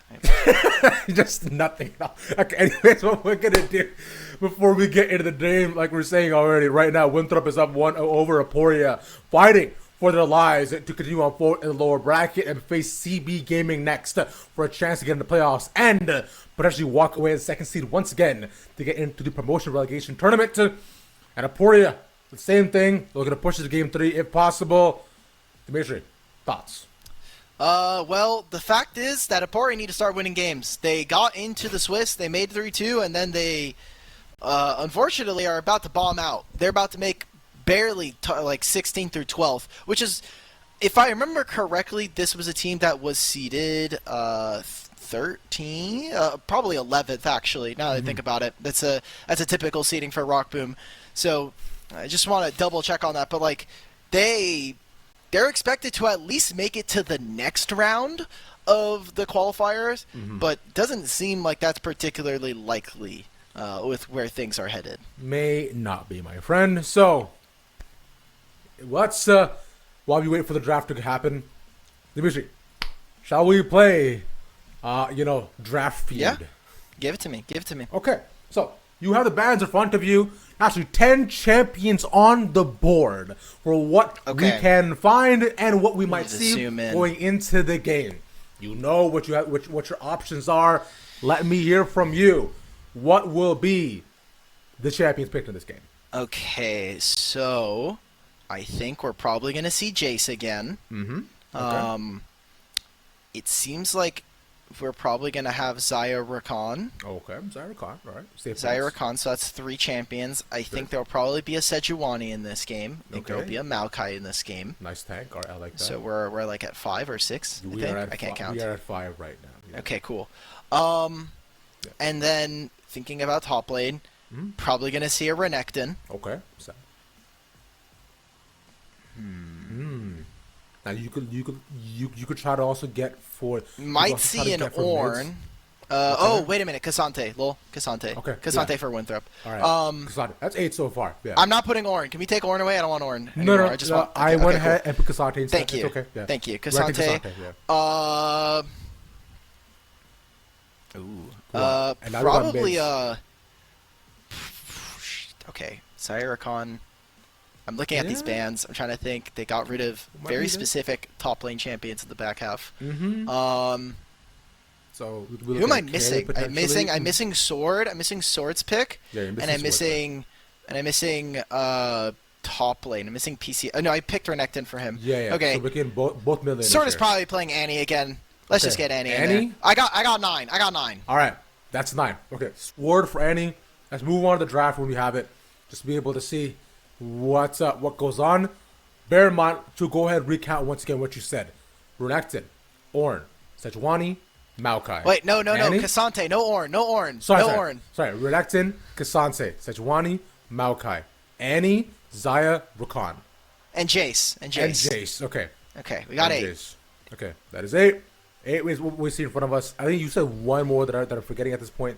But either way, we'll just go with it we have. And remember, You got to go 8 for 8 here. You've already been down one game, which you cannot go 0-2 on the day, man. Come on. Yes, I can. I mean, some of our teams went 0-2 on the day today, so that's crazy. Relax. What they just went down. Give CB a chance, bro. Hey, hold up now. You know, we saw Apex Mission Impossible also take an L. So yes, we did. Yes, might be Aporia after this, as we're kind of getting through pick and bans here. For that whole draft funny discussion, we did have access to the bans, so I saw what champions. I don't think there's going to be much of a surprise. I think it's very interesting for me, however, that Aporia on blue side this time, they had side selection this time and they chose blue, but they also banned the Rels, something that they're not willing to first pick themselves, getting rid of the Tristana and the Kaisa. The Rumble was one of the biggest additions to the ban phase this time for Winthrop. Let's see if we can get a Jace or an Annie. Jace first pick. Do we have it? Yes, okay, we boom, do. That's one. Okay, one right away. We're starting off hot. The trades on the other end. We're expecting a potentially mid lane or jungler here, right? Or perhaps they just full send it with Zyra Khan. All right, let's see Zaya. Give it to 10 me. seconds. Come on, let's see Zaya. Could be top answer on the board we're looking at right now for Winthrop. They were denied it last game. Chucky was not able to play it. Banned in the second half. And that is Zaya indeed. We take one more. You are 2 for 2 so far. All right. 6 so, more. here's the thing now. Now that this has gotten picked, and it got banned last time, and I know what the bans are going to be, there might be a situation where Aporia looked to choose their bottom lane, and I didn't choose a bottom lane for Rockboom and Clyde. So, let's get into it. Sejuani was another one that I picked, so yes, I'm happy about that. Wait. That disappeared. Champion icon is missing. Alright, what's the Sejuani? Varus. And I'm trying to think of an engaged support. Oh god. Nautilus. Oh god. No, Nautilus gets banned. No. Sorry for everybody. Sorry to spoil that for everybody. Ooh, I'm getting word it's a spicy support pick. Now, okay. Now I'm thinking of what they banned in the back half. So I got the Varus. Okay. Without cheating. Huge. No cheating. All right. Now. So I'm 5 for 5 right now. You are. You did guess Sejuani Maokai already. So, okay. I do like that. Like you're saying, remember, we need 80% for the pass, and for 100%, I will talk to you in person. That's it. That's your gift. Hello? Just I'm getting scammed, guys. So if I lose, my net worth, my day rate goes to Twitch chat. But if I win, I get to talk to Ravish in person. Yes. What the hell, man? Look, I'm 6 for 6 right now. I'm going bar for bar, ban for ban. Ban for ban is crazy, bro. We can go ban for ban right now. I went 6 or 6, bro. Where are you at? Okay, so far, okay, look, you're doing well. I agree. That Varus pick at the last second was clutch. And you're lucky I didn't make you guess which team got which, right, bro? So let's go calm down for a second. Yeah. Well, right, hey, okay, that's not my fault. That's not my fault. You didn't make the rules up on the spot, okay? All right, second phase of bans, though. Looking at supports being banned away for Aporia, and if I didn't know the bans, I would be assuming that they're looking at trying to get rid of either supports or top lane here, but we are looking at Winthrop. They do not have their mid laner quite yet, and they do not have their top laner. Trying to give one of their solo lanes counter pick in this situation. I assume that this is just going to be that Cassante blind going up, and people have been taking the Cassante into Renekton matchup. PCL has definitely not shied away from being able to take this champion for Renekton, just getting a lot of priority. Has individually been able to perform, but in terms of later game, it's still Cassante, right? Like, that champion is still going to be an absolute monster. Yeah. So, Kennen and Jax tells me it's Cassante, or they're trying to get into that matchup. They're trying to force something. This could also... I won't take this just because I didn't call for it, but Fiora is also still a valuable choice that they can go for. But it's the Renekton once again on the board. Okay, 7 for 7. Good. Give it to me. Okay, I need to pick a support. I need to pick a spicy support. That's an engage. Okay, not into Nautilus, not into Alistar. Oh my god. Like, is this like a Blitzcrank?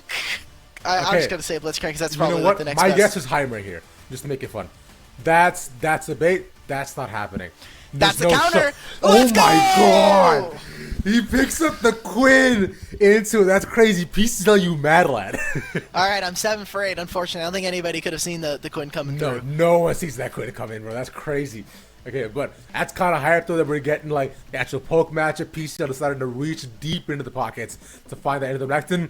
Bear in mind now, we're looking at the final 2 picks so far, right? The support pick for Clyde is actually just there. Oh, that's give what us we the say. Annie. You need AP. Give me the Annie. I don't care. Although Malphite is kind of based, but Yeah. we're gonna wait for it to actually get locked in. Annie was a final Annie's totally fine here. Annie works exactly where you want it to be. Gives you relatively same range. Okay, No. we got Spice. I win 7 for 10, bro. Like there's just no way, man. There's man. no way. Twitch chat, congratulations. Dimitri is broke once again. Go ahead and check your PayPals after this. Yeah, everyone is gonna get like 2 cents each, bro, for sure. I'm not gonna get at least. I'm gonna get rate limited here. Yeah, it's gonna be extremely based, but the changes so far, what we see is crazy. I think Aporia decided, you know what? If we're gonna go out, we're gonna try to go out strong or as interesting as possible in terms of the draft here. I'm like it, Dimitri. Talk to me about the early game. Well, Aporia dominate their lanes. You have a winning matchup in the bottom lane. Rockboom actually going for the lethal tempo. We have been seeing the Keystones not really kind of dictate which one you're going to go for unless it's something like a Arcane Comet, in which case you're most likely going to be going for that lethality build, but a lot of them have just been picking a bunch of different Keystones. Seems like it's more personal preference than actually kind of trying to itemize towards your build, but you have winning bot matchup, you have a winning...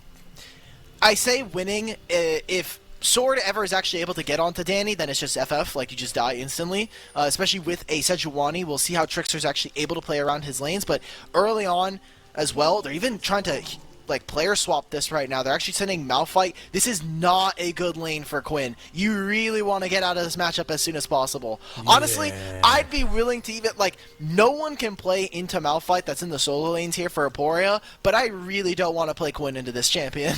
You do nothing if you are Quinn right now. Like, sure, early game you get to poke him a little bit, but bearing in mind that Quinn's early game damage like doesn't do a ton until about level 3 or 4. You get like some AD, and by the time then, Malphite has stacked up enough armor to make you just a null and void champion overall. All right, well, we'll see what PCL is actually able to do in this lane. Like, when I say they need to swap, it's not just because like this lane is miserable, but also there's a very real chance that Renekton can find solos onto Danny here, so they need to be very careful. Good job from Clyde to find a bit of a trade, will also end up a winning one, not only by getting the pots, but also because Set just has naturally high health regen, especially with the lower he goes. Trying to force for a level 3, but we are not counting right now. You are still missing 1 minion, still a single caster creep here. Come on. Another. Just trying to push it in, but there not we gonna go. happen. Need another melee. Need another one. Come on, we're waiting, and there it is. All right. Not gonna be able to do anything with it. The way the wave is just things to take a note of. Jungle is actually starting on opposite sides yet again. Trickster going for his top 3 will get spotted. Didn't actually finish the... He didn't finish the Raptors. It's a little bit of gold that he'll be missing out. Shouldn't be making too much of an influence. Wants to just be here on this timer because he knows his bottom lane's getting pushed in. And now even getting found out. They know that now he's on the bottom side. They both have red buff as well, so a lot of combat power available to them. They're just making the invade. They're trying to go through. Sword as well. Looks to find the trade as well. Gets the Q in the call, but Zhao Danny manages to push him off. Gets a better end of that by the end of it, but we'll actually have to play a bit farther back in the lane. As the rest of the bot lane moves up, we're going to deny more resources from Trickster, who was... Oh, and he gets it. Animal gets the knock up here, too. Nice showstopper. Nice. But let's stop them for a couple more seconds. Clyde's nice targets. Oh! Before they can get the W off, he dies. What was that? I mean, that was oh god, it's getting worse. Shot. That's such a heartbreaker there for Chookies. They're gonna try and make this play. Sword has flash. Rockboom is just dead. Yep. And this early game is just getting sloppy. I don't know what it is with Aporia game 2s, but they always try to go for invades on level 2 on game 2s, and then absolutely botch it every single time. Up against Team Eterner, it didn't go well for them. They had that Ivern, and they got completely torn apart. And here again, after they got the blue buff, that should have just been it. You leave Clyde to die there. But Excelsis takes a greedy path to try to get onto mobility, and now you're starting off with a massive deficit. Sword is going to get more and more ahead. He's going to be able to pick this up. Zhao Danny only gets a tier. That is not relevant combat stats for this lane. BCL is slowly farming up against this top lane matchup. This is not good for Aporia. This is not what we wanted to see, and we expect a lot out of this roster, even if they are going up against our grand finalists of the last qualifier in Winthrop. Yeah, exactly. That's the reason I picked them too. I was thinking I would go against the Gwayan for once, but ladies and gentlemen, once again, we have learned it is always safer to be a sheep. Just follow everybody else, and you will stay in the majority. It'll be fine. But Aporia, like you're saying, game is not over just yet. Like it does not bode well so far, but we did see the back and forth, the highs and lows in game 1 already, and might look to recreate that in game number 2. Trickster is here. Clyde should be caught out though, but so is Celsius. Turner is here. Oh god, Trickster. They get the stun back too. They try to find more, but mobility's not being caught. A double knockback again. Oh man, he just gets isolated in the alcove. And they find more though is the question. They should be able to stop Excelsis, but no, not enough. It's going from bad to worse here, Ravish. This game is getting very, very messy. The early games here for Aporia have not been great. We talked about how they were able to get back into that last game just barely. We saw them have really strong team fights once they got out of laning phase, and while individually I think some of their lanes are really good, it's I think just their shot calling. Whoever is leading in game is kind of missing out. So yeah, another face breaker there for Clyde. They stopped the movement, but it's not enough. Actually, use the W. The punch is nice. He just lives. Please. But finally, okay, they could trade one back. If anything, it would have been Zhao Danny to take it. But yeah, that would have been such a tilter. Yeah, the fact that Trickster almost gets out of that is just like mind-boggling. It's 450 gold going over to Rockboom. I think Aporia are feeling a little dizzy after that first game. They are not looking good right now. And, you need to be very careful, PCL. There is a Malphite ult headed straight to your dome sooner rather than later. Sword is moving on to the top side of the map, potentially looking for something. Could get wards down. PCL, not only with just Quinn's entire kit and also just getting vision down, should be looking to try to find something. I love how they're bullying Excelsis at this point, trying to find out where he is, trying to find where this Maokai is at all times, just to make sure that you cannot actually get a proper gank off. No. Especially now looking at Denethor on the top lane too. He would have likely been caught out if he wasn't aware of Excelsis being near here, but instead, he just safely moves back, allows Wave to push into him. I'm sure he takes a bit of poke, but it won't necessarily matter a ton. Just a little bit missed, and when he comes back is when he will start to have kill threat as well over PCL. That just a little bit of armor will just render Quinn null and void. So PCL better get whatever he can, because once Denethor appears in the lane again, brother, you're gonna have a horrible time. Yeah, you could try to focus on turret plates, but I think for PCL you are probably just going to be looking to try to utilize the Quinn to move into side lanes. We'll see what Aporia are able to do. Being able to side lane is entirely predicated on having winning lanes, on being able to apply pressure across the map. And if you can't do that, then probably not going to be looking good. He is vacating this lane. He knows that Denethor does not have teleport, so he immediately moves towards the bottom lane. You saw that Clyde moved all of his vision. He was using the sweeper to make sure that they cleared out, got prepped up for PCL. And if they can make a pick before this dragon, should be theirs to take. Is now Excelsis in the area. You see mobility, has flash, has cleanse. PCL oh, the face breaker. Kind of fast. Flash is on top of him and he gets at least the flash on mobility, so that's a dub. What can they do more off of it? That's the question. I wonder if Winthrop are actually going to try and chase after this play. They have full priority over the dragon, or over mid lane here. Now entering back into the pit. Mobility has to wait his turn. He has to wait for the engage. There's no ultimate here for Chucky since he's level 5, but the solo lanes of Winthrop are very strong in the situation. Yeah, mobility, bear in mind though, with Zion last time was able to melt everybody else. The smite lands and it's a dragon taken pretty handily. They find the ultimate as well. The knock up onto one more. Zhao Danny there. They find so many, and oh, the Feather Storm is incredible to take the rest. this bounce house competition, they do it over and over again, man. Chickies and Denethor. Great job coming out from Trickster there, timing his ultimate with being able to actually grab the dragon there.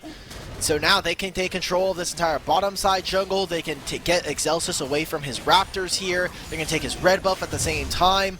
Just a, honestly, pretty awful fight taken there by Aporia. You have to be able to call your bluff and say either we're going to start up this dragon and try to take it immediately, or move on over and move to other objectives now, because now you don't even have time to potentially even start up this other, going for the Rift Herald here. You see that after that, they know that Trickster invested so much, and immediately, instead of mobility going towards bottom lane, they're moving over for this Rift Herald. So, again, they don't have ultimates here, so it should be Aporia's, but this is another situation where we could see Winthrop try to slow chase. Chookies has his ultimate and ready available. Yeah, Denethor is going to be a little bit ways away, so they'll find the eye. Realize they're a bit too late to the fight, not enough in terms of setup, so at least Hell will be taken away. A small win for Aporia, and should give them a bit more hope going into this game, but whereas Winthrop, who's just dominated from minute one, and that might continue. There's a lot of attention here in the top lane. Oh, they're trying to find Trickster here. They had him on a ward, they knew he was clearing it. Yeah, he's just kind of stuck. Chookies can't really save him, and even with Chookies round 2, they should just get chased down. Sword helps him get out.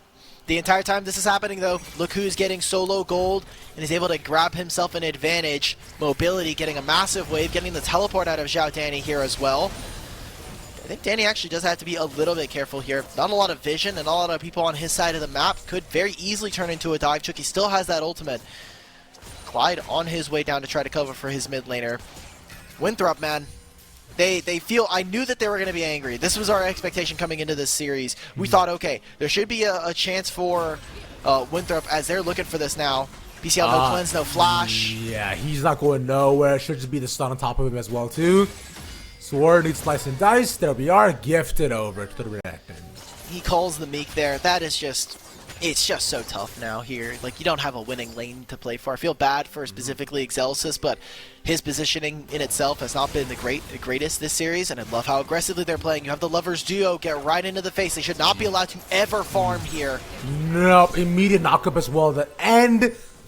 The auto knockback does nothing. I'm surprised he got that kill personally, but it's all good. Rakan needs some love too. We are 11 minutes in and it is 5,000 gold here for Winthrop. This is not where you want to be. Aporia looking at being eliminated here. They would go and finish the group stage 12 through 16th, and their run for the qualifiers would end. It's another team that unfortunately, because of changing all of their roster, they would not be able to make it to the promotion tournament without winning the entire qualifier. And Winthrop definitely banking on the fact that they have a high amount of points thanks to making it all the way to the grand finals. They're a team that honestly should not even be here in the first place, but their own performance led them to getting into the lower bracket. And after this, they're going to be facing off against the side of CB Gaming. So they're going to have their rematch. They're going to be looking to kind of right the wrongs of the first week of groups. And hopefully, especially with how CB looked at the end of their series, how strong we're seeing Winthrop, we're seeing them back in form. We want to see all of our teams succeed, but obviously we want to see teams like Winthrop already make it to top 4. Here we go. Now though, Dimitri, it's you find on two sides once again. They have Trickster nailed down. Those is the issue, but this is so Boom bad, and Clyde man. go down to the other side, and the fight on two different faces will immediately allows Winthrop to faceplant on top of Aporia. They dig them into the ground, and they take them for all their worth and their wallet. It'll be 40 seconds. It'll be a dragon as well. This game is just over, man. Like, this is... It sucks to see. It's sad to watch. Good engage here from Chookies, but it's just completely... Is that a... completely chalked. Yeah, that's basically an ace at this point. It is 15-3. Almost 10,000 at this point. So I'm thinking that actually you have to watch Barbie second after Oppenheimer. That's the order you have to do. Okay. So I have to watch Barbie after. So why? Is it like a palate cleanser? I know that it's the palate Oppenheimer is pretty heavy. Yeah, rightfully so. It's 3 hours of a lot of dialogue, right? And some of the dialogue's pretty heavy as well too. So you want to and even just a lot of it deals with a lot of just pretty intense subject matter. So I think Barbie's a great palate cleanser. Plus, I find people have seen it now enough where I'm like, yo, Barbie is really good. I went into it with no expectations. I laughed a ton in that movie, so it was genuinely a good time. Yeah, and I saw a tweet today. We were talking about it. It's like, so apparently Barbie is on track to make probably be one of the most profitable like second week films as well, as well as one of Warner Brothers' most popular films of all time. And someone quote retweeted it and was like, I'm glad that the takeaway from an incredibly popular Barbie film is not to make more films cater towards women, is that toy movies need to be made more. Yeah, dude, we're getting a whole Mattel like. Yeah, universe. I don't know if I want. Honestly, if we get a Hot Wheels franchise that is similar to like Fast and Furious. Maybe Fast and Furious, if it's like similar more to like Cars, Yeah. I think it's playable. I mean, Get the Cars people on the line. Get the Cars people on the line for Hot Wheels. Just get all of Pixar to do make the whole thing. I think what was funny was we're getting that. We're getting like maybe like a Polly Pocket movie, which I'm like, guys, we're not serious here, man. Dude, it's like, just Barbie, but like worse. yeah, like it's Sorry, guys. just like the movie was good because it was original. Where was that going? Hey, respect, man. Rift Herald's gonna be spawning in a little bit. Like, Yeah. we're watching the slow death of Aporia at this point, and Winthrop kind of reveling it. They are a team that can play a little bit fast, but typically are going to kind of take it step by step, kind of do it by the books. And honestly, with the team composition, they can't really go fast. You can't skip steps a lot of the cases. You just have to kind of play for team fights, play them out how you're supposed to. You don't have something, I believe, be very proactive. Maybe they try to go for this dive here. Clyde does fine, I think, at least Facebreaker, so he slows him down, but this tower should be... Oh, Dunsey, there it is. Trickster pops in. Ooh, nice little W. A lot of damage he puts down, but won't be enough, though. That 2 damage is it's kind of lacking here. Yeah, Set is only coming back in because Rakan is super popular, and then you're seeing all the other engaged supports, but... Oh, here we go. Yep, another big knockup by Denethor, too. They go all focus on Shao Danny as well. Force out the flash. Meanwhile, we see Chucky's and, of course, Trickster trying to find another. Oh, God. Oh, no. Stop them with the passive. And PCL will finally fall after trying to survive for so long. It's just insult to injury over and over. It's 20-3, man. How does this happen? This is now the second time I've had the express pleasure of watching Aporia Game 2s, and Timmy Turner was somewhat similar. It was like 30 to like 9, I think. Yeah. It was not fun. I know I called that game very, very early on, and I'm again, we're doing it again here. Like, they're about to be... Okay, let's do this. I think this game's going to end in 25 minutes. Do we think that Winthrop can get to 15k gold up? Okay. Over, under 15k. All right, let me do it like this. Over, under 13k. Because that's probably more reasonable, but I think they're going to hit 15,000 over their opponents. Yeah, it's a... I'm asking you. They could just... I gave you the over-under, man. Don't put this on me, man. I don't know. Hello? Okay, I would say over. Yeah, just the way this game is going, man. Okay. Because it's... Okay, fine. But how about you answer too? I said 15k. That's over 13. Okay, fine. Okay, look, I'm just kind of exasperated looking at this game, thinking like there's just what do Poirier do here, Dimitri?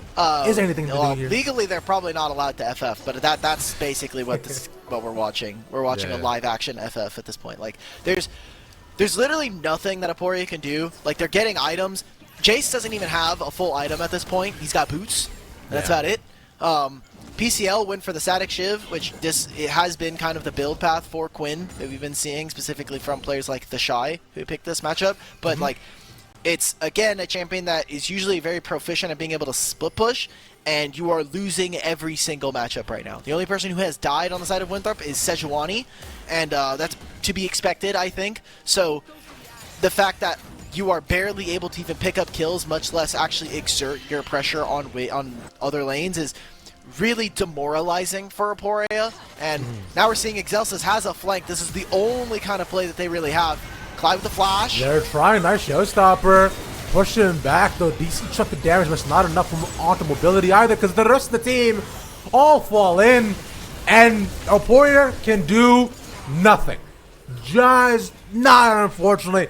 Winthrop are way too far ahead. Like you're saying, it is a bleed out of all the resources, their towers, and their game as Winthrop will look to move forward in the bracket. I mean, look at the gold right now. Thank you to our team for showing this. Like, look at where Rockboom is, and look at where Mobility is. He is doubling his earnings right now. He's like, you've got no PR, no wage, no earnings, like just nothing. No salary. Like, it's just crazy. I mean, he's a college student, so I don't think you're making Mitch salary as a no benefits, bro. No lunch, man. Nothing. No dorm, bro. You just Jesus. not surviving. All right, PCL. All right, man. Well, that's Bye.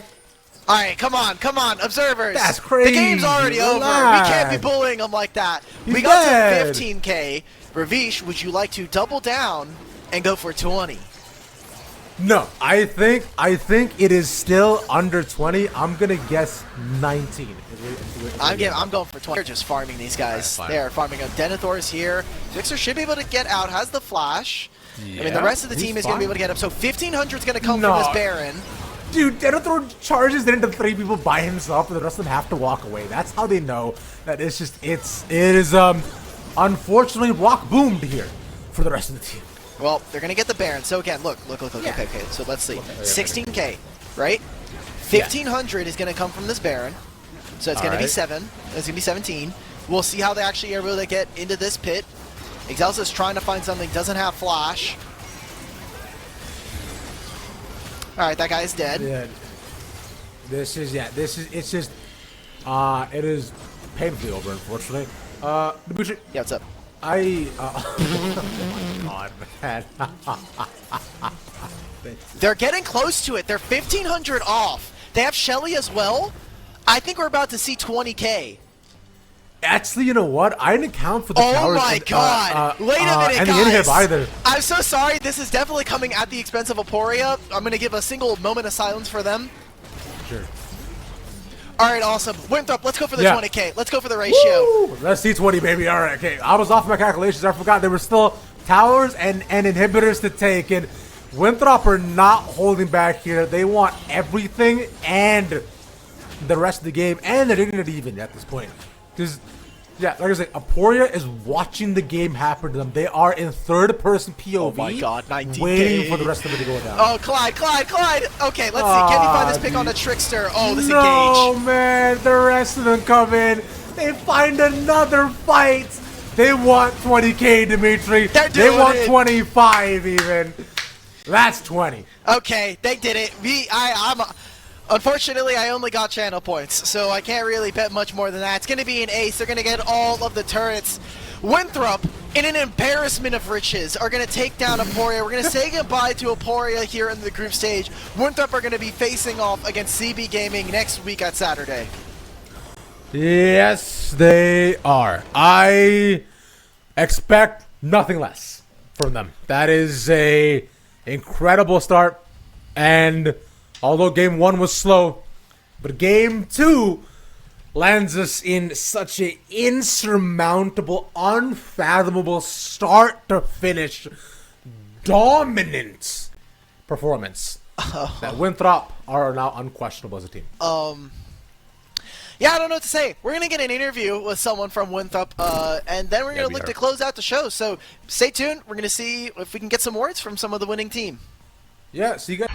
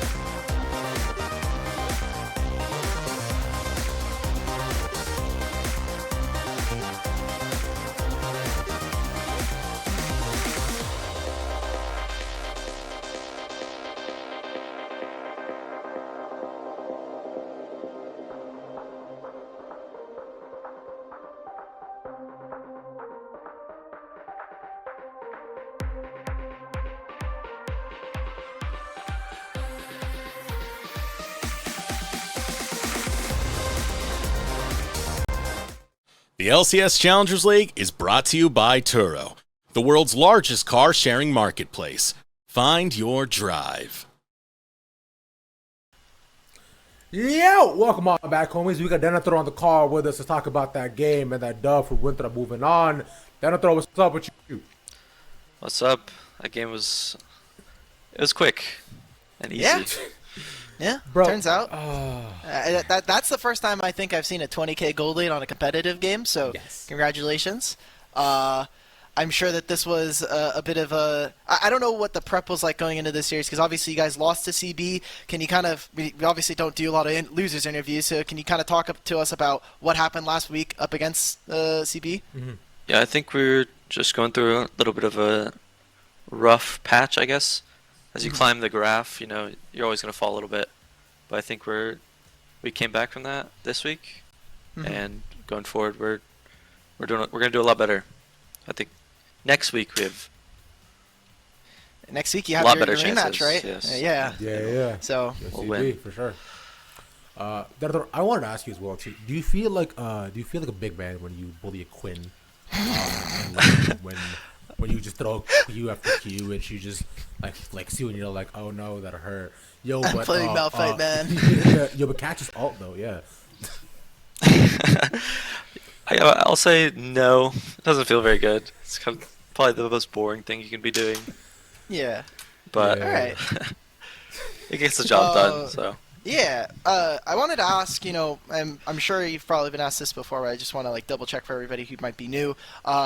You obviously were on Winthrop for a little bit now. You've been mostly in the substitute spot under Mabud. How's it felt now coming in kind of as the starting? You're playing on this roster. How are the guys? Like, obviously Let's you've got a say- lot more time now with Artemis as well. I would say I haven't been on the sub list longer than him. From when I started, I've been starting the entire time except one split, and that was like the first of the CLOL, Yeah. which was the very first IQ. But other than that, I mean, I came here knowing that I would be starting, and it just kind of hit me a little hard that I wasn't starting that one split. But other than that, I feel good about where I'm at and keep improving. So That's good. Okay, we like to hear. Denethor, I want to ask you final two questions here. Denethor, do you watch anime, by the way? a little bit here and there sometimes. Okay. Yeah. All right, cool. That's perfect. That's all I want to hear. What is your favorite as of right now? My favorite. Yeah. It's generic, but it's definitely Attack on Titan. Okay. Okay. You know what? Respect. Fair enough. I like that. AOT is based, and so to round it all out, if you were in AOT, who would you be? You think?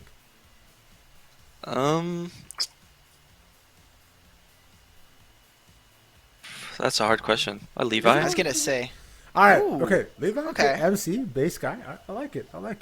Fair enough. I mean, that's good for me. Dimitri, any final thoughts do you have for Denethor? I mean, obviously you guys are, you know, a top 4 team that's currently in the losers bracket right now. You guys are going up against CB. How are you? Are you guys like ready for that rematch? Are you Oh coming yeah. in ready, prepared to get Oh, some yeah. revenge? Yeah. I think we'll be winning it Okay.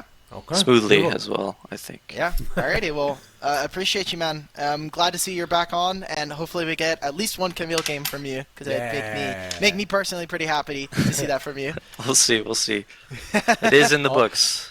Okay, It is in alright. the books. Huge. Also, if you can't play, you're like, that'd be really great. Denethor, thank you so much. Yeah. Yeah, Appreciate man. it. Yeah, let's go. Appreciate you joining us here today, man. GG's again, brother. We cannot wait to see more of what you're doing at CB next week. Awesome. You take Okay. care. Well, All right, cool. That's great. With that, though, we have reached the end of our day here, homies. Let's take one quick last look at the bracket that we have for ourselves, just to refresh where we're going into for Group C. As you just mentioned, Winthrop versus CB, Emporia will have to say sayonara to, and Team E Turner take first seed here. Dimitri, final thoughts you had?